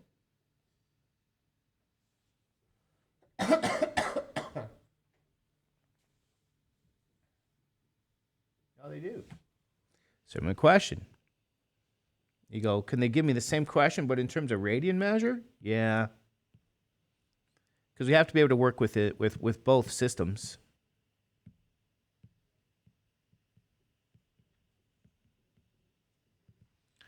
But now radians can be between what? 0 and what? 2 pi. Okay, this is the radian measure.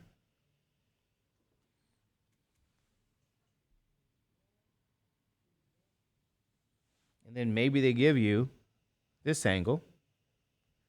Determine an angle that's coterminal to maybe 13 pi over 3 now. Okay, 13 pi over 3.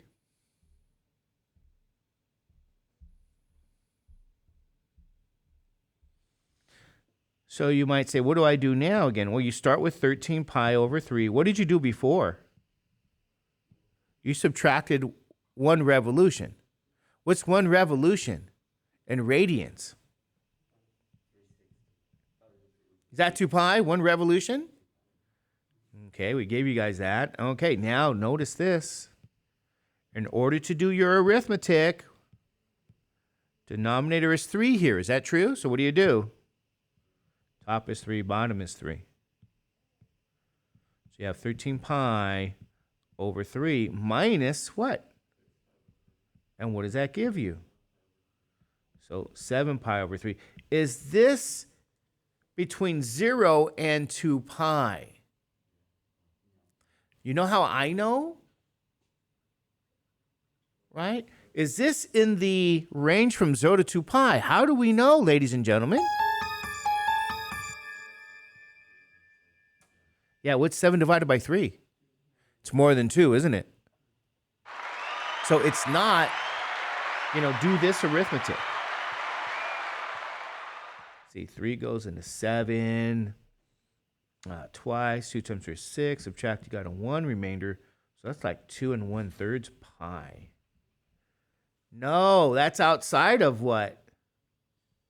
2 pi. You guys see what I'm saying? Do a little bit of arithmetic. All right, now, what should we do then? You take 7 pi over 3, and you subtract what? Another 2 pi. And then now, what do you guys do? Multiply the top by 3, the bottom by 3. You get 7 pi over 3 minus, what is this?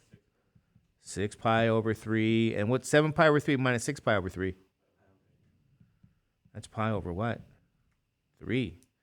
So this is that between 0 and 2 pi?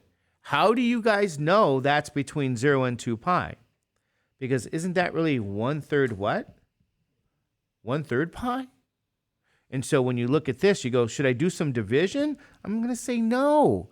Do you know that 1/3 is between 0 and 2? Do you guys see what I'm saying? 1/3 is between 0 and 2. So you're done, ladies and gentlemen. The answer is pi over 3. All right, what do you guys think? Notice what's the key. The key is arithmetic. The key is taking a whole number and adding and subtracting a fraction. That's the key. And then let's ask you this question here. What's the arc length for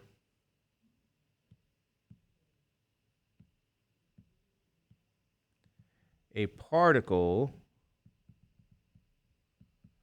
that has revolved around a circle with radius 5 meters and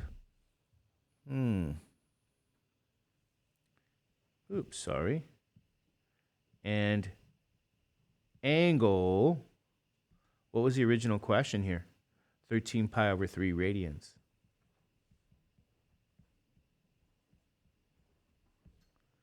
So I want you guys to understand one extremely important detail. First of all, this is a what? Arc length question. Is that true? So S equals what? R theta. So far, so good? Now, this is a circle. Here's my circle. And what's the radius? They told me it's 5 meters. Is that right? But what happened in this case? Initial point, and that's actually not straight, but okay, hopefully you guys can't see that. Can you see that's not straight? All right, well, I'm going to have to fix it then.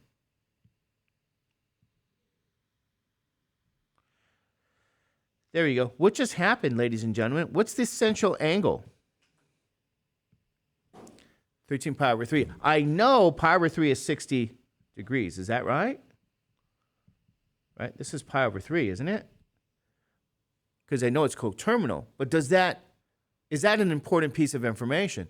The answer is no. Why? Because what did you really do with this situation? Right? We did how many revolutions?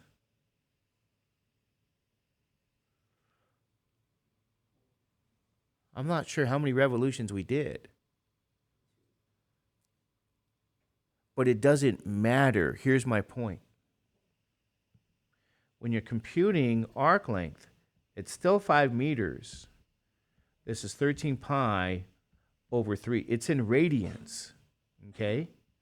Even though I know this angle is coterminal to pi over 3, it's not a factor at all. Being coterminal has nothing to do with this question. It has to do with the fact that if you're traveling along a circle, even though you're back to where you started at pi over 3, right? You're traveling along that circle. You said, okay, this is pi over 3 radians, but you did multiple revolutions. Didn't you move more than pi over 3 radians? Yes. So in other words, the distance you traveled is going to be 5 times 13 what? pi over 3. That'll be meters.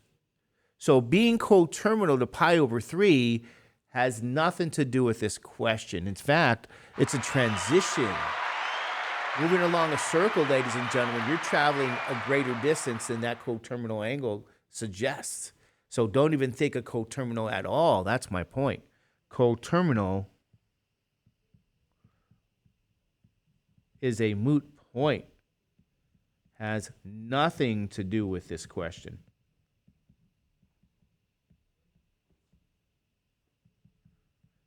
Determining what? Arc length. Because what do you guys want to think of as arc length? Distance traveled along a what? Circle. So you can always end up where you started, but you still moved. You ever been on what's my favorite example? You guys ever been on what do they call that? You spin. What do they call it? Is it carousel? And you put your younger brother where? Where do you always put your younger brother? Yes, on the edge. And what do? You spin them fast, fast, fast until your younger brother falls off. Here's my point. It's not falling off. You're moving a distance. Even though you're going in a circle and ending up where you started over and over again, doesn't mean you didn't move. You moved. You can determine and calculate the arc length, the distance you traveled. So in this example here, which is where we're headed to these kind of examples, to find that numerical distance, we say 5 times what? 13 times, what's pi? Well, just put the pi symbol. That's the most accurate way of doing it. And then you divide by 3, right? What do you end up with? 68.1 if we go to the nearest tenths again. That's my favorite default for these kind of questions. You've traveled 68.1 meters. Because you have what? You have revolved. There's some revolutions. You got these revolutions going on, ladies and gentlemen. Just to kind of throw that out there. So you can actually determine arc length very, very easy. It's the same formula. You just have a different angle. Coterminal business has nothing to do with this. Because what are you doing again? You guys remember? I'm going to get out that picture. Here's what you guys really want to think about.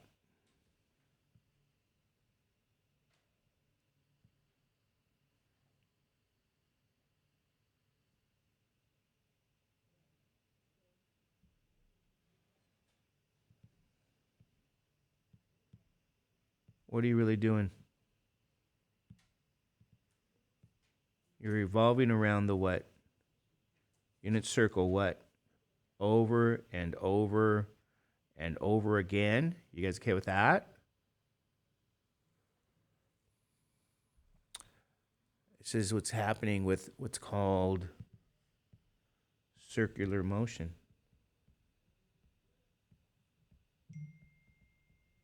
You can have coterminal angles, but that may not have anything to do with determining the distance you've traveled. Okay, you guys okay with that? And that's kind of where we're headed here. So you're doing revolutions here, ladies and gentlemen, and they can be clockwise or they can be what? Counterclockwise. Yes. Here's theta. This is my initial point. This is my what? Terminal point.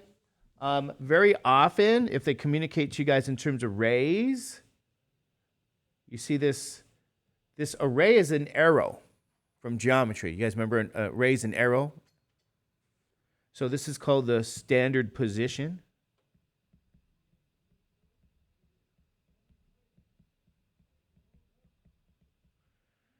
Okay, and this is called the terminal position for your ray. And so rotating in either direction puts you at the same terminal point, starting at, standard position, I guess, but we know that as initial point. And you think of these points on this curve, circle revolving clockwise or counterclockwise. That gives you what's called circular what? Motion. Okay, you guys okay with that? In fact, let's write down a couple of definitions of circular motion, right? Right? Let's think of it this way. This is where you put your what? Younger brother, younger sister. You guys remember on the carousel, you spin them and hopefully they fall. You want to know where I used to stand sometimes? I wasn't the person spinning it. The person spinning it is outside the circle. You know where I used to stand? Right here. Say, went right in the middle. Why is that? Well, yes. Did you guys hear what was said? You do move slower in some sense. In fact, that's the best position to be. Okay? Sometimes you say, well, what if I stood right there? Well, it's not as bad as standing on the red position. It's worse than standing on the what? Purple position. You say, why? Here's why. Give you guys a definition here, okay?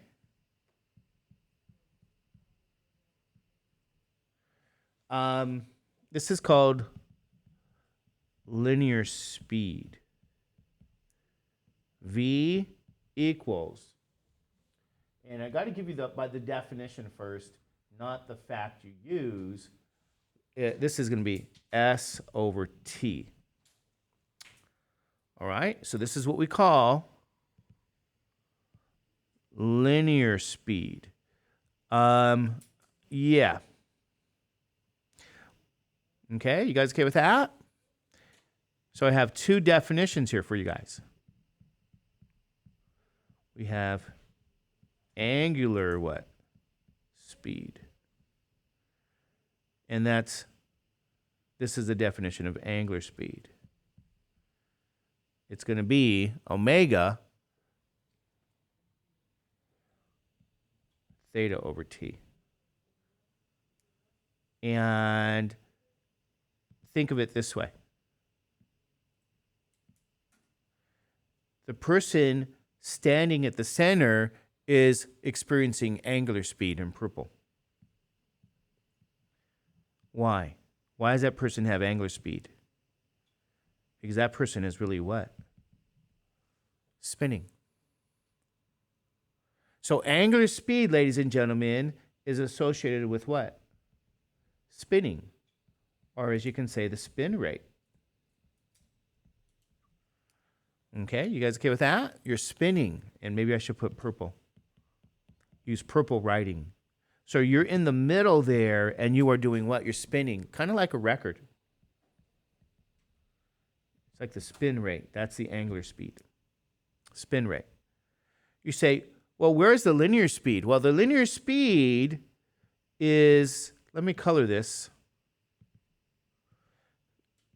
People who are green or red will experience the what? The linear speed. Why do we call that linear speed? Because you're moving around a what? You're moving around a circle.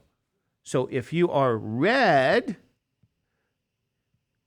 see that? At the edge, you got a linear speed. You see the green person? You're having linear speed. The orange person only has what? Angular speed. So I'm going to give you guys these definitions here. Okay? You know what the best kind of example of that is? I hate to say it. Being old sometimes is pretty good. Because back in the day, when I was in elementary school, I learned about angular speed and linear speed. Yeah, and you go, how is it that you learned about this? Do you guys know? Me and my brother used to go to my mom's what? Record player. We didn't have an Xbox. We didn't have Netflix. We didn't have social media. We didn't have iPhones. we got into our mother's records. And you know what we did? We made spit wads. What are spit wads? Get a little piece of paper, put it in your mouth, we roll it up, put it in your mouth, and you spit it out. And we put it on my mom's records. And as we played them and watch them spin, what do we observe? The further on the edge in red, the faster the spit wad moved. On green, it was slower. On purple, it only spun. Angular speed, linear speed. My God. Maybe I'd better bring a record player in. We make spit wads and we try it out. Here's a fact. This is what we're going to dive into. Isn't that amazing?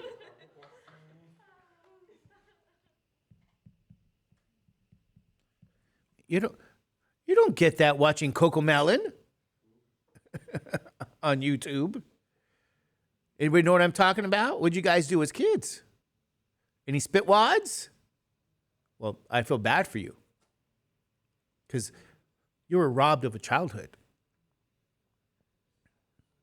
You didn't play with spit wads. You probably watched Netflix or was on social media at 4, right? You guys have your own profile on social media at 4. Maybe MySpace. Anybody here, elementary school, you're on MySpace? Yeah, that used to be the first real social media. MySpace, huh? Exactly. See what I'm saying? We got to play with spit wads and learned about angular speed and linear speed. Messing with my mom's records. And of course, did she get mad? Of course, you can't be spitting on her records. But wasn't it fun watching mom get mad? Did you guys enjoy that? Just a little sometimes. I did. Hate to admit it. Let me give you guys an important fact for the day. No, you guys didn't get in trouble that way. I feel bad for you guys. You know what I could replace S with, by the way? What's that definition? Isn't that R theta? So V is R theta over T. And you want to know what this is going to mean? I'm going to just write this a little bit more clearer. I'm going to put theta with over T.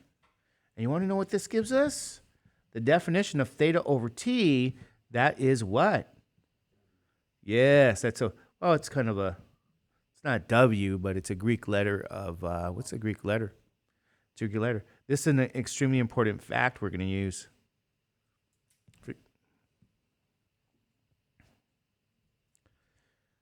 R omega. Think of the record. What did I just say to you guys? I just proved to you guys the phenomena about the spit wads and your younger brother or sister at the edge of the carousel falling off because they're moving too fast. You see, notice what just happened here, okay? Your angular speed is a fixed speed. And back in the day, they got 33 RPM, 24 RPM, 36 RPM, or whatever. I don't remember. It's 33 and a third, 45, and then what was the other one? Because they used to call records 45s. You guys know what I'm saying? That's the spin rate. So omega is the spin rate. What happens if R is big? You see this here, the radius here, this R? This is all about a circle. What if R is large? Right? Omega's constant, 33 and a third RPMs.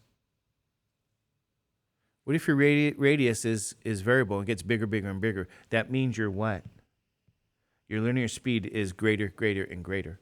So what I'm saying is, as R gets big, V gets what? Big. So the further away you are from the center of the circle, the faster you are what? Moving. And that's why when you look at the spit wads on your mom's record player, I remember, You go, wow, the further away you were from the center, the faster that thing was going.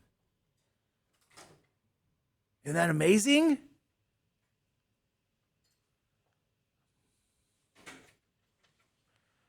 You rather play Nintendo, I guess? You guys know what I mean? No? Maybe. Say, Mr. Judge, I'm glad I played the Nintendo. You could go play with your spitwads on your mom's record player and get in trouble.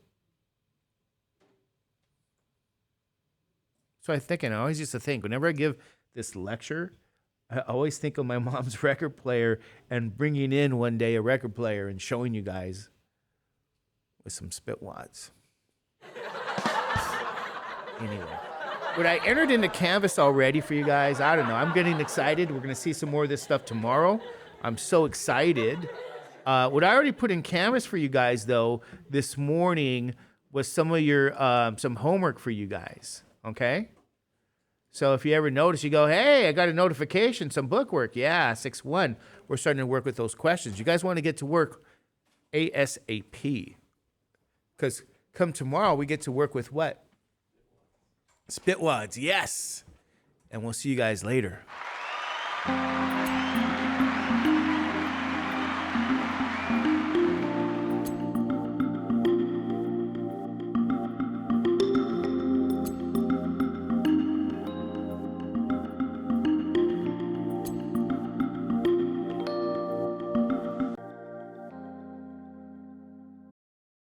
Okay, we're back, ladies and gentlemen. So hopefully everything is pretty good. So, okay, remember where we left off. This is circular motion, and we have two speeds we are always aware of when something is spinning, right, with circular motion. Let me remind you guys. The first one I'm going to say to you guys is the first is angular speed. This is also known as a spin rate, and this is the definition. Okay? And so really theta, again, needs to be in radians, and t represents time. Is that right? Okay, so I want you guys to know t is time. And this is like the spin rate. Angular speed is spin rate.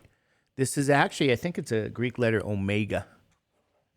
And that spin rate, you guys think of the carousel. You're right here in the middle, and you're spinning. Is that right?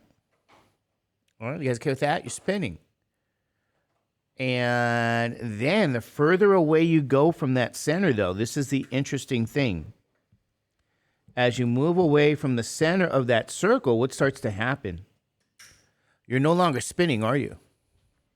Okay, you guys understand what I'm saying? You're no longer spinning. You are doing what?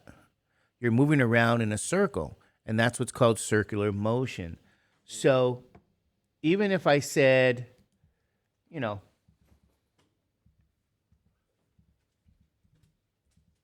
maybe you guys have never even seen a record player. A record player what? Spinning. You know, you talk about this thing, you know, Mr. Judge, record player spinning. What in the world does that look like? Well, yeah, I'm going to do this because there's a lot of weird things. Let's go to the, there's no sound, which is good. You see in the center of the record, what do you guys see? All right, I'm going to make this theater mode. The center of the record, what do you guys actually see? Well, it's just spinning. Is that right? And then the further away you go from the what? From that center.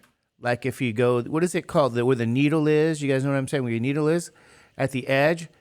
If you were to put a spitwad there, it's going to be moving pretty fast. Okay?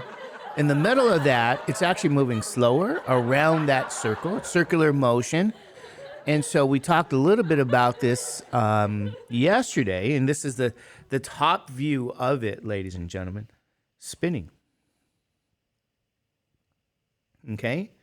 And this is the math and science behind it, if I should say here. You got linear speed. This is when you are essentially what? Away from the center, you are moving along the circle. You're moving along a circle, and a circle has a radius. So I want you guys to kind of be aware of that part, right? And then you say, well, what's the linear speed there? Well, it's going to be arc length divided by, again, time. T represents time, ladies and gentlemen. These are speeds. These are rates. And then I proved to you guys that, you know what, there's a nice little fact here that linear speed, this is V for linear speed, can also be represented as really right here, the radius times the what? Times the angular speed. And very often that's kind of what's used in some of our questions here, some of our examples. So if I do go back to the browser and you go to Math 241, where we are, you say you have these worksheets and videos. You know, you got circular motion and arc length. So these are some actual kind of questions that I've gone through in the past for people that maybe we want to start looking at, okay? So anyway, let's try to scroll on in. And yeah, these are some circular motions. These are some pretty big and important kinds of questions. Okay, you guys okay with this? Circular motion questions. And if I recall, if I go back,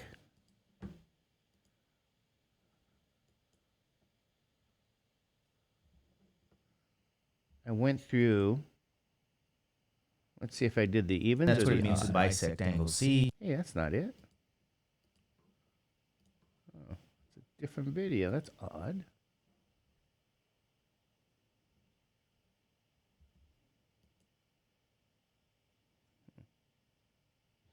It's not either. So let me go back here. Sometimes on the edge, if I go on the edge, no, that's not it. If I go in the middle, it's odd. I'm going to have to look that up. Oh, weird. Circular motion. Anyway, I'm going to go back to that sheet for you guys. I guess it's here. I'm going to try to look that up for you guys.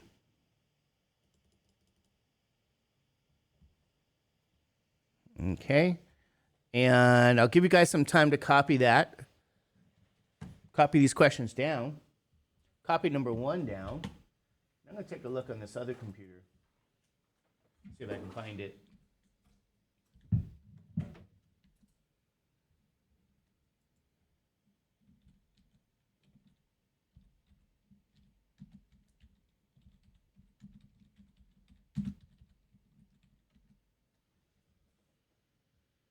Yeah, I do have it. Okay. Crazy. Let me see.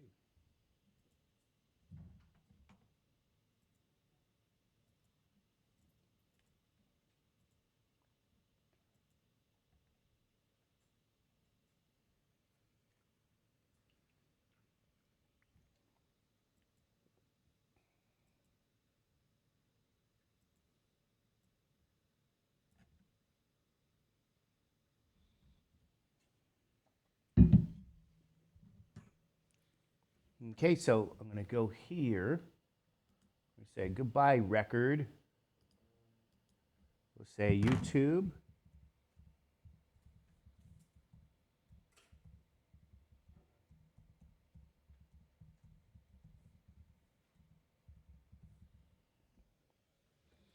So I do have it. It's just whatever happened there. Okay. All right, so I'm going to put that link as well. I'm going to fix this when I get home so that you guys can have it on the website, okay?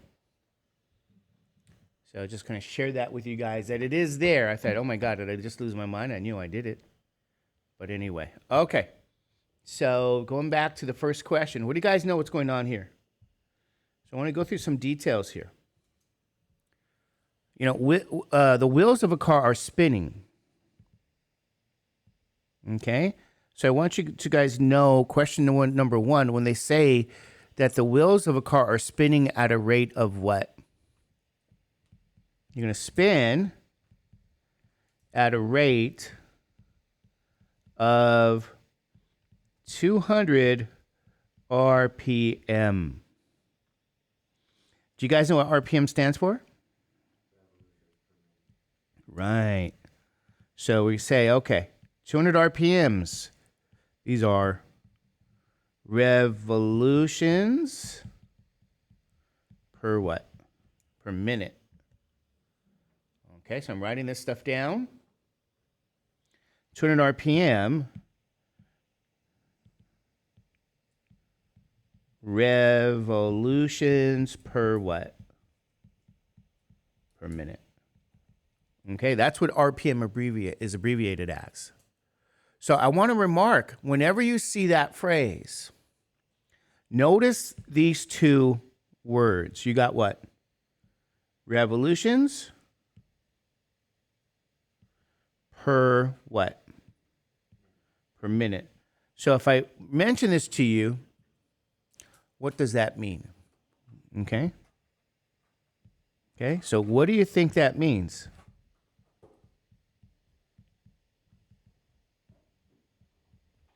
What did they just communicate to you? They use this key word here. What's the key word? Spin. So you're going to spin. What is spinning? What do they say is spinning in that example? You have a wheel that's what? Spinning. So this is kind of, a wheel, by the way, is in the form of a circle. So you say, okay, this language should tell you simply this, that omega equals what? 200 revolutions per what? Per minute. This is what they're communicating with that statement here, okay? Because omega is a spin rate. Okay, so we sometimes communicate in what's called revolutions per what? Per minute. You guys okay with that? Okay, you guys with me on that one? All right.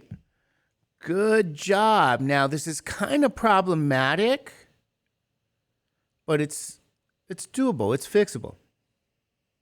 So if I were to ask you guys this kind of question, if I go back even to the worksheet and we go, what are they asking us, right? If the radius of the wheel is 22 inches, so if we go back and they say to us, the radius of the wheel is 22 inches. Okay? Then determine, what do we have to find? Question A is they want the angular speed in what? What does it say? In radians per minute.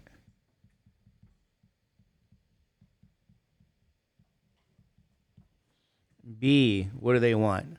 They want the speed of the car. You go, I can get the speed of the car? Yes. You get the speed of the car in miles per hour.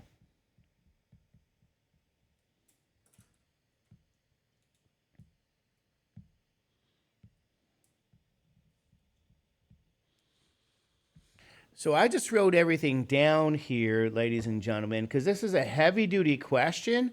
This is diving deep.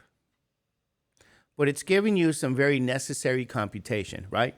You might say, but Mr. Judge, didn't they tell me what the angular speed is? And I'll say, yes, they did. Yes, they did. What did they say? 200 revs per minute. But here's what's going to happen, ladies and gentlemen. Okay, let me get the TI out. You guys want to get your calculators. Make sure you have your calculators because you're going to be very calculator heavy on these things. Okay, you guys okay with that? It's going to be calc heavy. That's why I'm waking up the TI. So you might be saying, hey, they gave me angular speed. Yes, they did.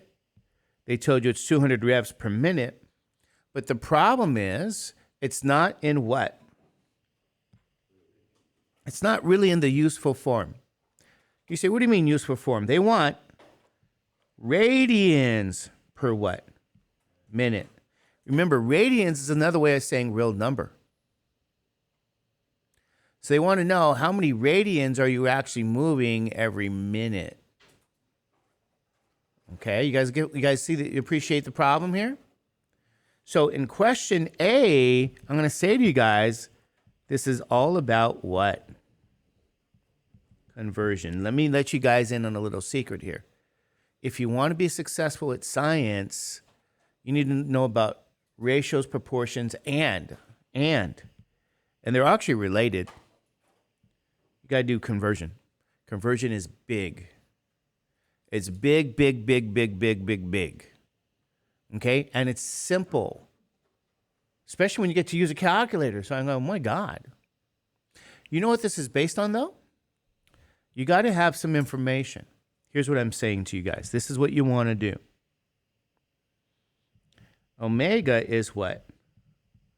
200 revs per what? Per minute. Okay? And what do you need to have at the end of the day?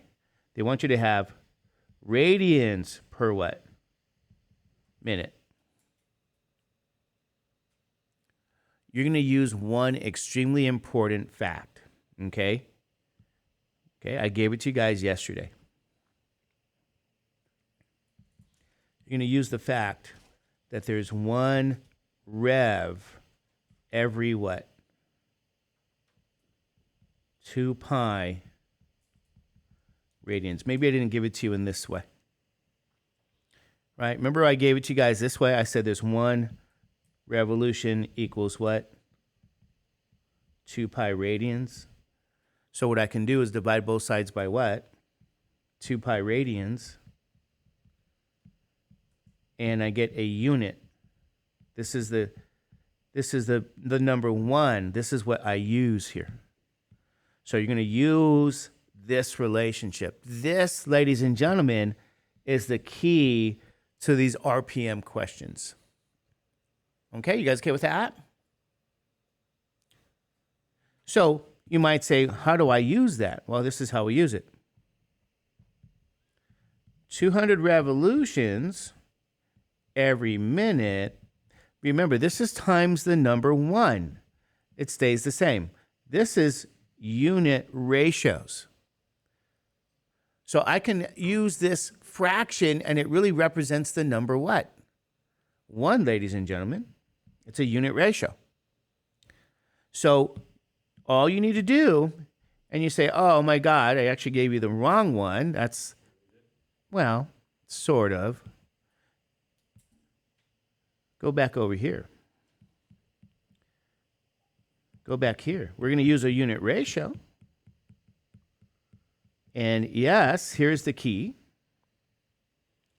Okay, I'm going to write it down again. 1 rev is 2 pi radians. When you use unit ratios, remember, what do you want to get rid of?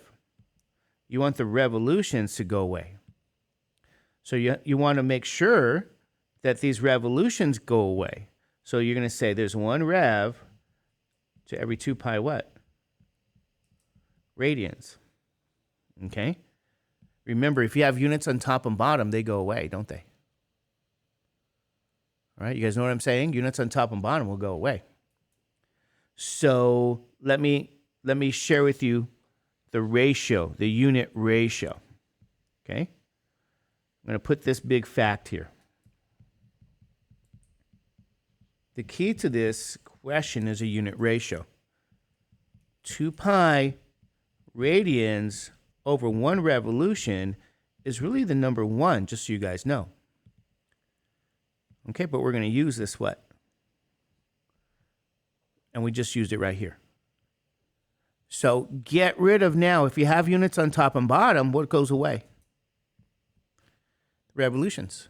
And you say, well, what does that leave you with? What do you think that leaves you with, ladies and gentlemen? Well, let's see what it does. This is 200 times 2 pi, and then that's radians up there, and then you have what unit? Minute down there.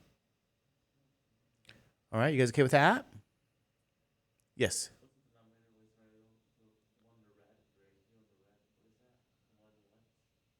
1 revolution. 2 pi radians to every revolution.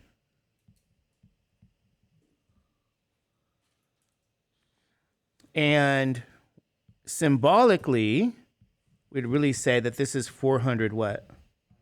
Pi radians per what? Per minute. And that's really what they want you to what? To do. Okay? So you're now in the mode of radians per minute. This is now a useful form. Revolutions per minute, you have to convert, ladies and gentlemen. And really numerically, you say, what does this mean numerically, right? Well, 400 times pi, and I'll approximate that to the nearest tenth. So in some ways, the numerical representation, if I can see it, is 1,256 point what? 0.6 radians per what? Minute.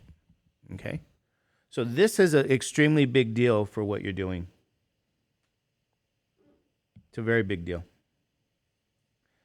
And ironically, or I should say, when you take science courses, because the reason you're taking this math class is because you take science courses. They use this information. This is where people fall out because they're not able to convert. And the sad part is you get to use your what? Calculator, ladies and gentlemen. So in my opinion, there's no excuse. You say, boy, Mr. Judge, that's pretty mean. There's no excuse. You just have to know what? The right ratio, and this is what you study. 2 pi radians over 1 revolution is really the number one. I could show you the algebra of it, But they call that unit conversion, by the way. So you say, the key, Mr. Judge, was conversion. Well, yeah, but formally unit what? Conversion. Because what really lets you get away with all of this, remember the word unit? What does the word unit mean? One. Hey Who's guys, Randy Johnson? How's it going? Welcome to my Vinyl TV channel. This video is kind of a part 2 of a series I've been doing on getting you started. That was not me. That was not me. Anyway. Okay, so if we look at this here, we answer that first question. Now you say, well, what does this have to do with the speed of the car? Right? If we go back. Well, remember, this wheel is spinning. And so you may not realize it, but you see that dot at the edge of the radius? Maybe we could put it here. We could put it everywhere, right? This is moving. Is that right? That dot, the original dot in blue, is moving around the what? In a circle. That's actually your speed of the car. So if you said, I put my dot down here, and here's the ground, right? That's actually the speed of the car, that dot that's moving around, that's spinning. Now you say, what do you know? Here's what we know. That the velocity is r omega. You already have what? Omega. Is that true? And you even have your what? Radius. You say, what do you mean? Let's put it together. What did they tell you about the radius? What's your radius? What's the radius of the wheel? 22 inches. So you go, 22 inches. So here's the deal. This is 22 inches. That's the radius times 400 pi radians per what? Per minute. Okay? So in blue, radius. In purple, what do you guys have? Angular speed. Yeah.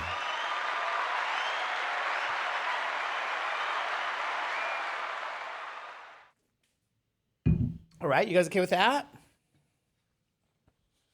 Now it gets even better. You go, what do you mean gets better? Well, rearrange the terms, okay? Remember your numbers, 22 times 400 times pi. That's really what that is. Then you have inches times what? Radians per minute, okay? And so this is my linear speed. And you can say, do I have to do some arithmetic? I'll say, yeah, you do. 22 times 400 times pi. But guess what? Your calculator does it. This is going to be your real focus, though, in all honesty. The units is your real focus. You might go, what are you talking about? Yeah, you got to focus on those units.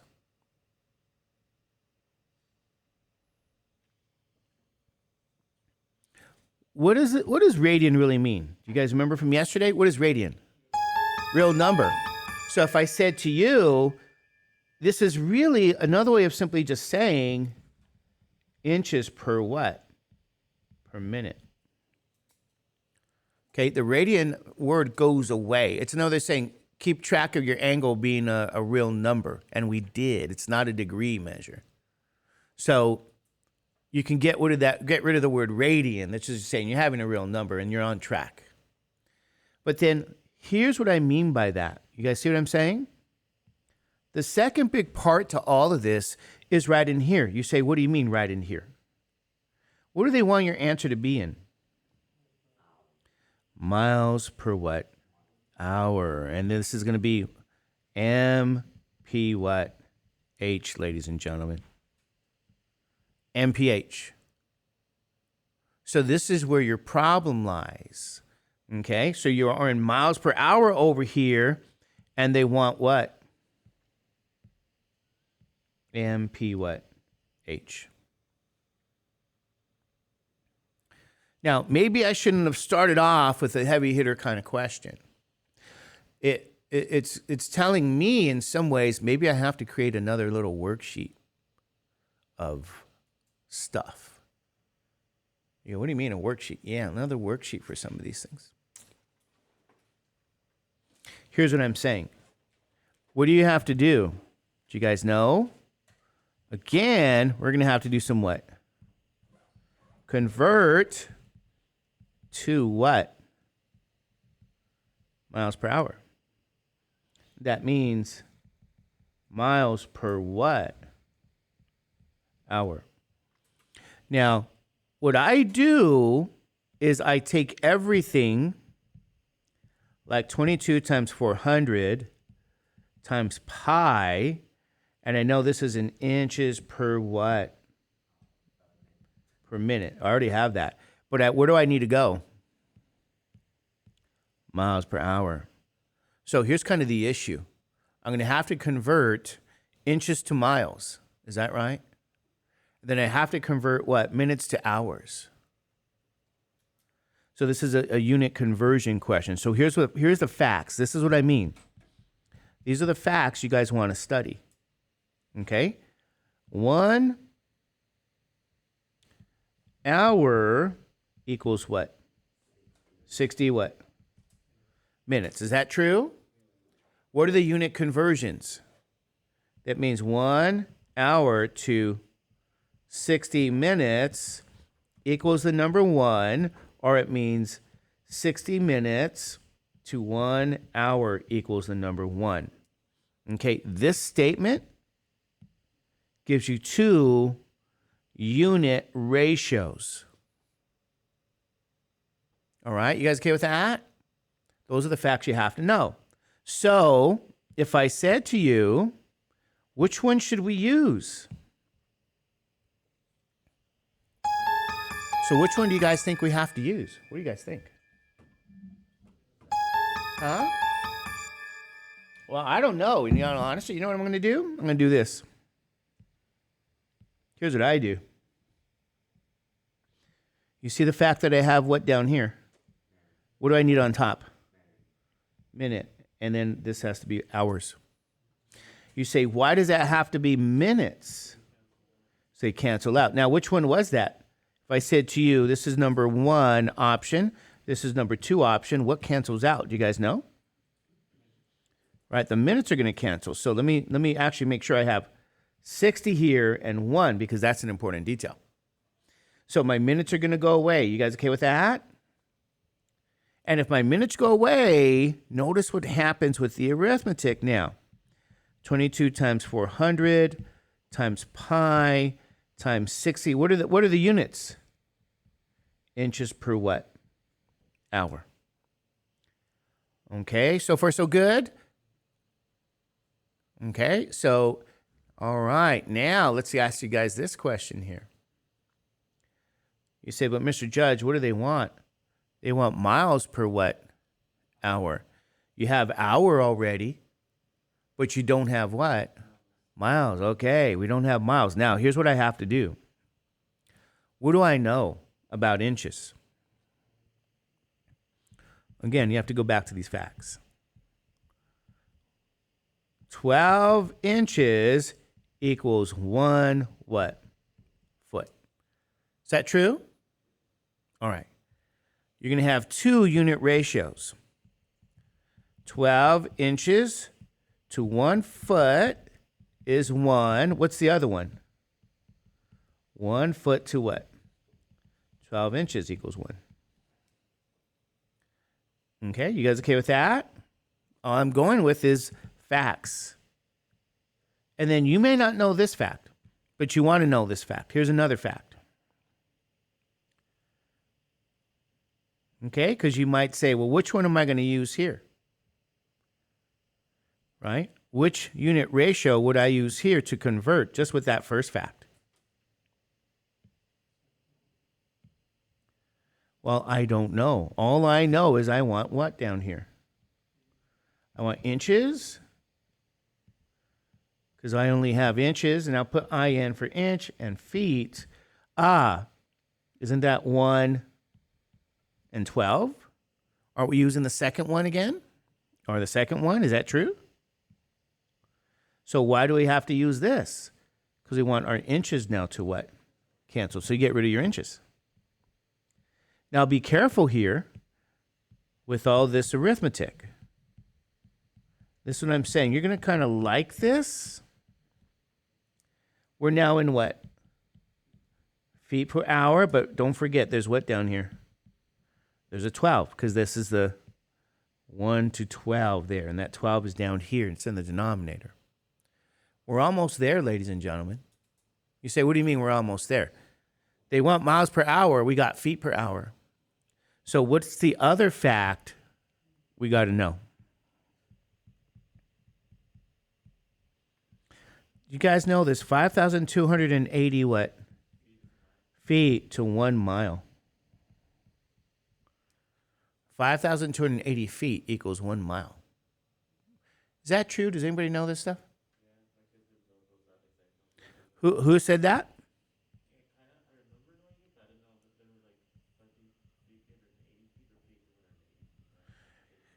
Yeah, the unit ratio and MI is mile. This is 1, or you say 1 mile to every 5,280 what? Feet. So I want to let you guys know this is kind of a big thing here. And it's sad to me in a lot of ways that what stops people in going into STEM fields sometimes is conversion. They don't want to learn conversion. So I'm thinking of making a worksheet on conversion here with this stuff. Because you can do a lot just knowing conversion. You know, you say, what do you mean? Chemistry courses, blah, blah, blah. Physical science courses, a lot of conversion. That's what stops people in their tracks. So let's ask you guys, right? Which one are you guys going to use here? Remember, what do you want feet to be?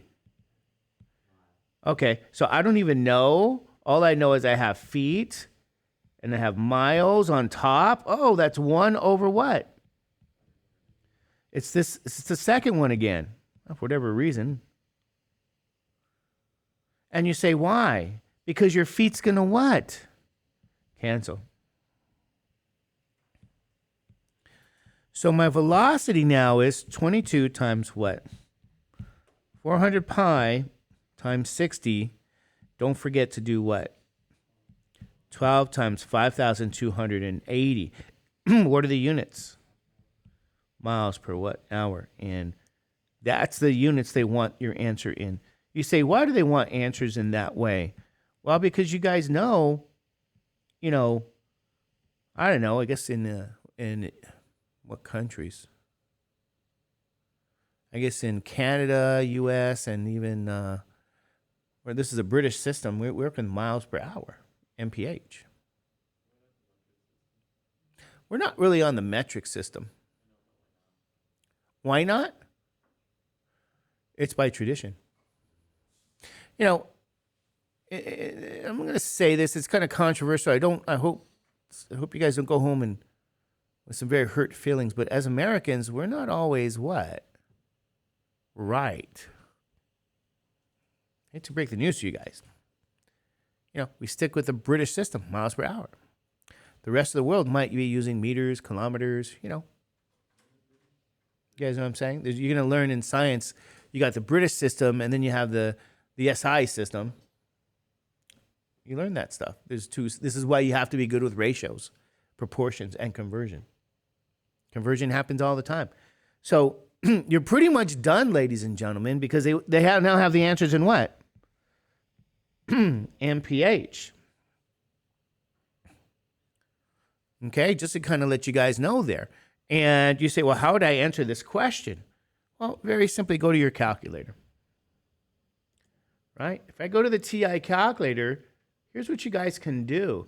Put a parentheses, 22 times what? 400? Is that right? Times pi times 60 divided by what?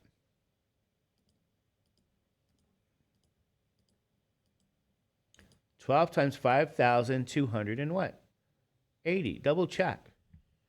Are you entering this here? This numerator? Oops. Sorry. And isn't that something? Jesus. Numerator divided by that denominator. Excuse me. That's in the TI. So now hit what? Enter. What do you guys get?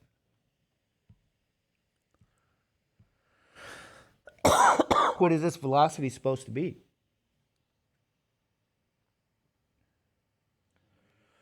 $26 point what? 2 miles per what? Hour. And I'm going to get this here.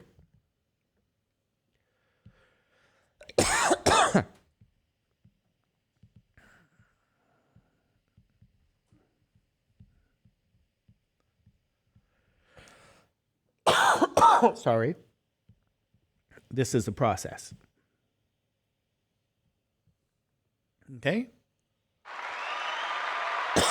So you answered two of the most what? Important questions, getting your angular speed, and then getting your what? Linear speed. Okay, in all honesty. It's about conversion, but it's also about you recognizing the language.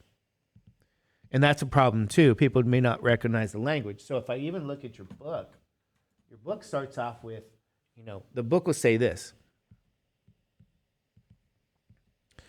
You're going to try to find linear and angular speed.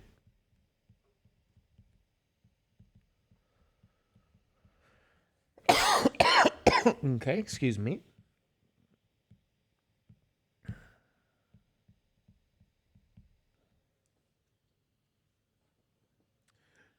Let's say a boy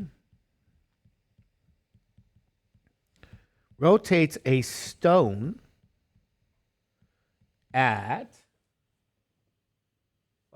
rotates a stone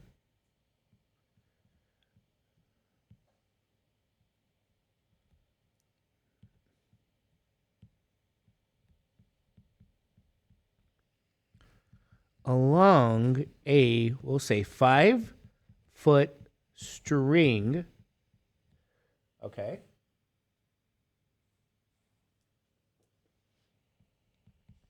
At a rate of 12 revolutions per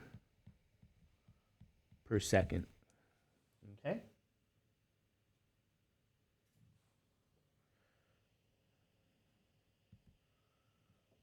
And then here's the phrase.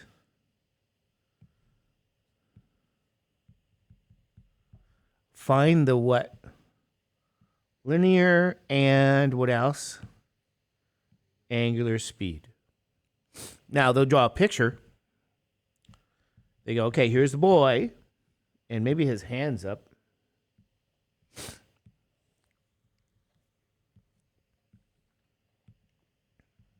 Okay? And then they have this circle here. And I guess the stone is moving around that circle. Okay, and that circle has a particular what? Radius. What's the radius? 5 feet, right here. Okay. So this is circular motion. Is that right? Okay. So write down your equations. What does V equal? R what? Omega. Is that true? So the linear speed is R omega. But I want you guys to focus on this language here. Okay, yes, the boy is rotating a stone along a 5-foot string at a what? This is at a what? Rate of 12 revs per what? Second. So when they give you the rate, this is really the what? Right? They say rotate a stone along a 5-foot string at a rate. This is a spin rate. What is spin rate always? What's your spin rate, ladies and gentlemen? What's a spin rate always? You know what this radius is? That's 5 feet already. But spin rate is always what? It's omega. It's your angular speed. So you have to read that, ladies and gentlemen. You go, oh, what do they say my omega is? What do they say? It's going to be what again? 12 what? Revs per what? Second. Okay, you guys okay with that? So they're giving you the spin rate in a very primitive way to communicate. Revolutions. What do you need? You can't use that unit. You can't use revolutions. What do you always need to be there? You need radians. Yes. So right off the bat, you say to yourself, I can't use revs. So convert. For every 1 rev, there's what? 2 pi radians. So yes, you must convert that. Okay? All right, you guys okay with that? They'll give you revolutions per whatever unit time, but you have to always convert it to radians because you've got to convert it to what we call a real number measure. So your angular speed then now becomes, you go, my revs are gone. Yep. 12 times what? 2 pi radians per second. And so we can say, is that really simply just 24 pi? It is. Radians per second. Good. So we found the what? This is the angular speed, ladies and gentlemen. This is what they're looking for. They're looking for omega. And yes, there's a numerical value because pi is about 3. So it's about 72 point something, radians every second. Okay, moving that around. And then you go, okay, well, that's answering the angular speed question. So I got this thing.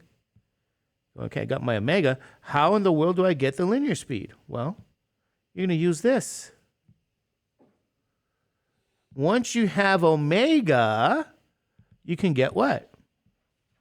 The linear speed. 5 feet times 24 pi radians per what? Second. Okay? And then when you actually put the numbers together, 5 times 24 times pi, you end up with units being feet times radians per what? Second. So what are you really looking at here, right? What could you do with that radian? You just simply what? Get rid of it. So this is really like saying I have 120 pi feet per what? Second, because radian is just saying I have a real number. So ladies and gentlemen, this is your what? Symbolic answer. So if you're going to find linear speed, get your omega. They're going to give you the radius. So this is some very fundamental kind of what? Questions. Just notice the difference. This question, they didn't give you any criteria as to what your final unit should be. Other questions do. So you say, good, I like those kind of questions. They didn't, and feet per second is a pretty good, measure, I guess. Anyway.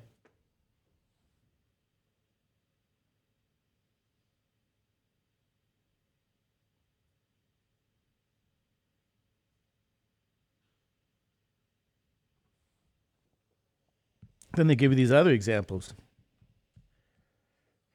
So I'll kind of read what your book says. Your book says, a woman riding a bicycle whose wheels are 26 inches in diameter, if the wheels rotate. So in other words, woman rides a what? A bike. And the wheels, what's the deal with the wheels?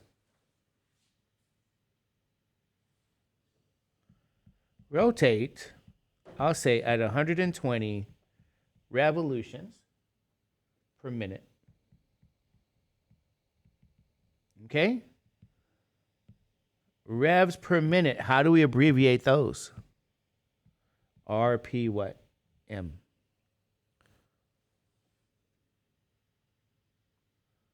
Find the speed in which she's traveling. Okay? So they go find the speed, that's linear speed, in which she's traveling. Now remember, we are in what units? They want MPH. So it's another RPM converted to MPH kind of question. And I think the bike has 26-inch diameter wheels. If the bike has 26 what inch diameter wheels. Put a comma there. So, ladies and gentlemen, we have to know a little bit about a circle and some geometry. What do I mean by that? Here's a wheel. What are they telling me? The diameter is what? 26 inches. Oops, that doesn't look like it's in the middle, does it?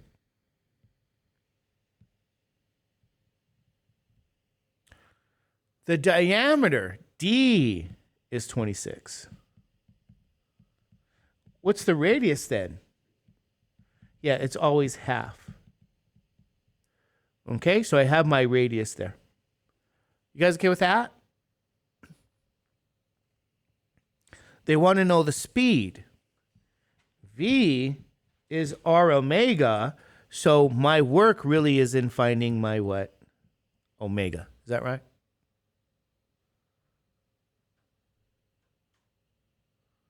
Now, how do I get omega?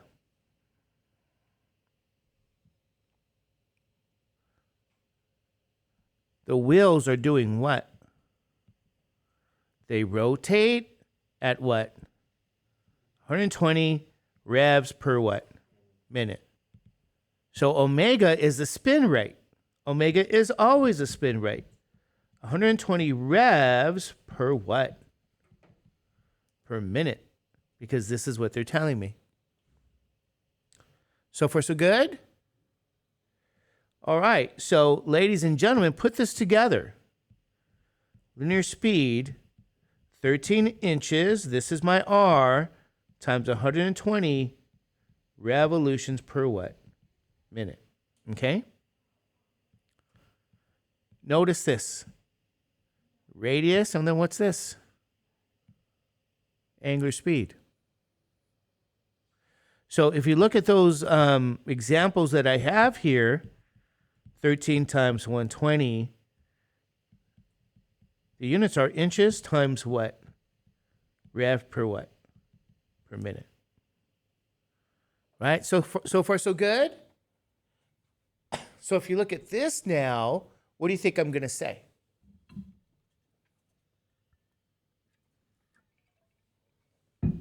What's your real focus now? Unit what? Conversion. So you're going to need to do some what? Unit conversion. This is like the second example in the book. Of course, I changed it because I don't like, it's kind of cheesy. I'm not going to do their example. I'm going to do my own. You guys know what I mean?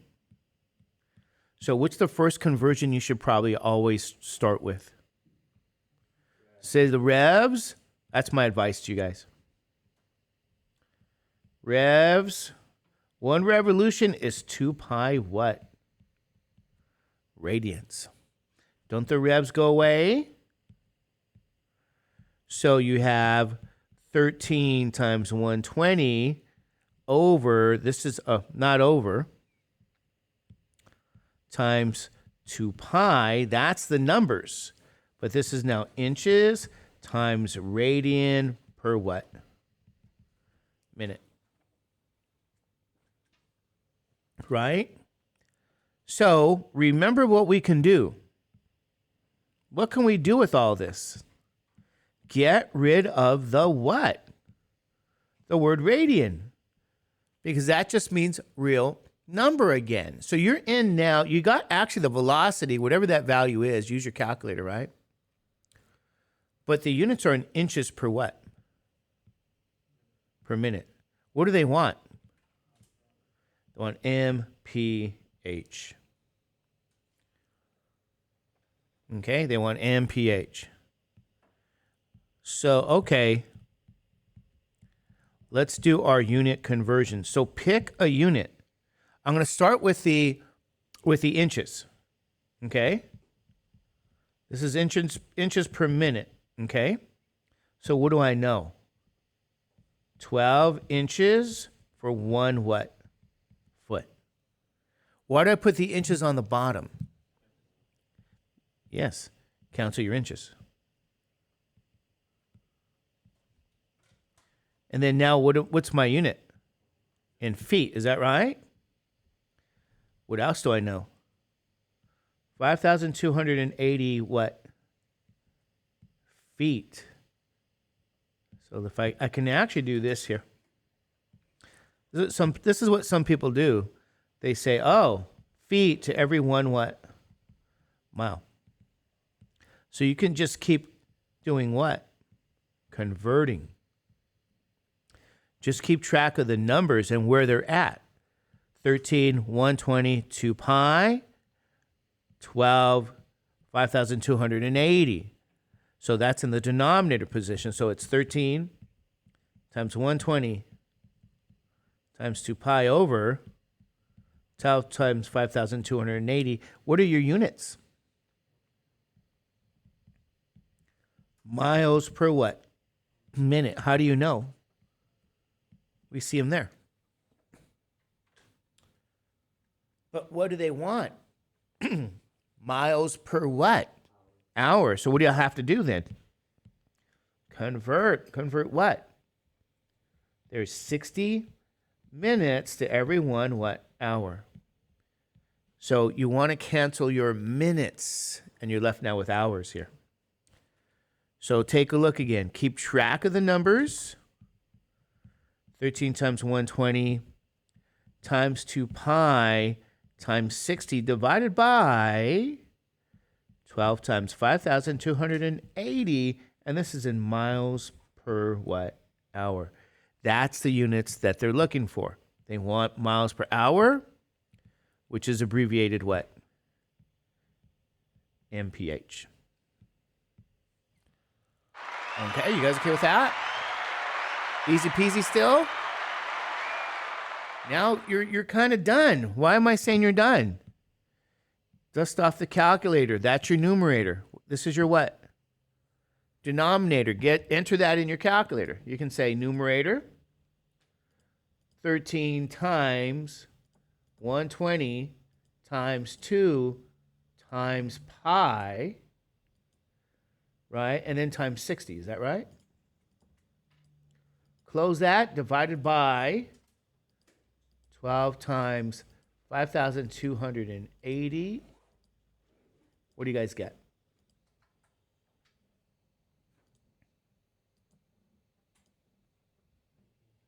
9.3 what?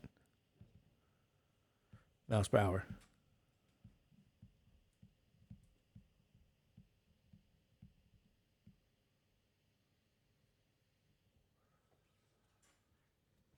Okay, 9.3 miles per hour, and that's the linear speed of a dot at the end of that bike wheel, which is the same as the linear speed of the bicycle traveling on flat ground.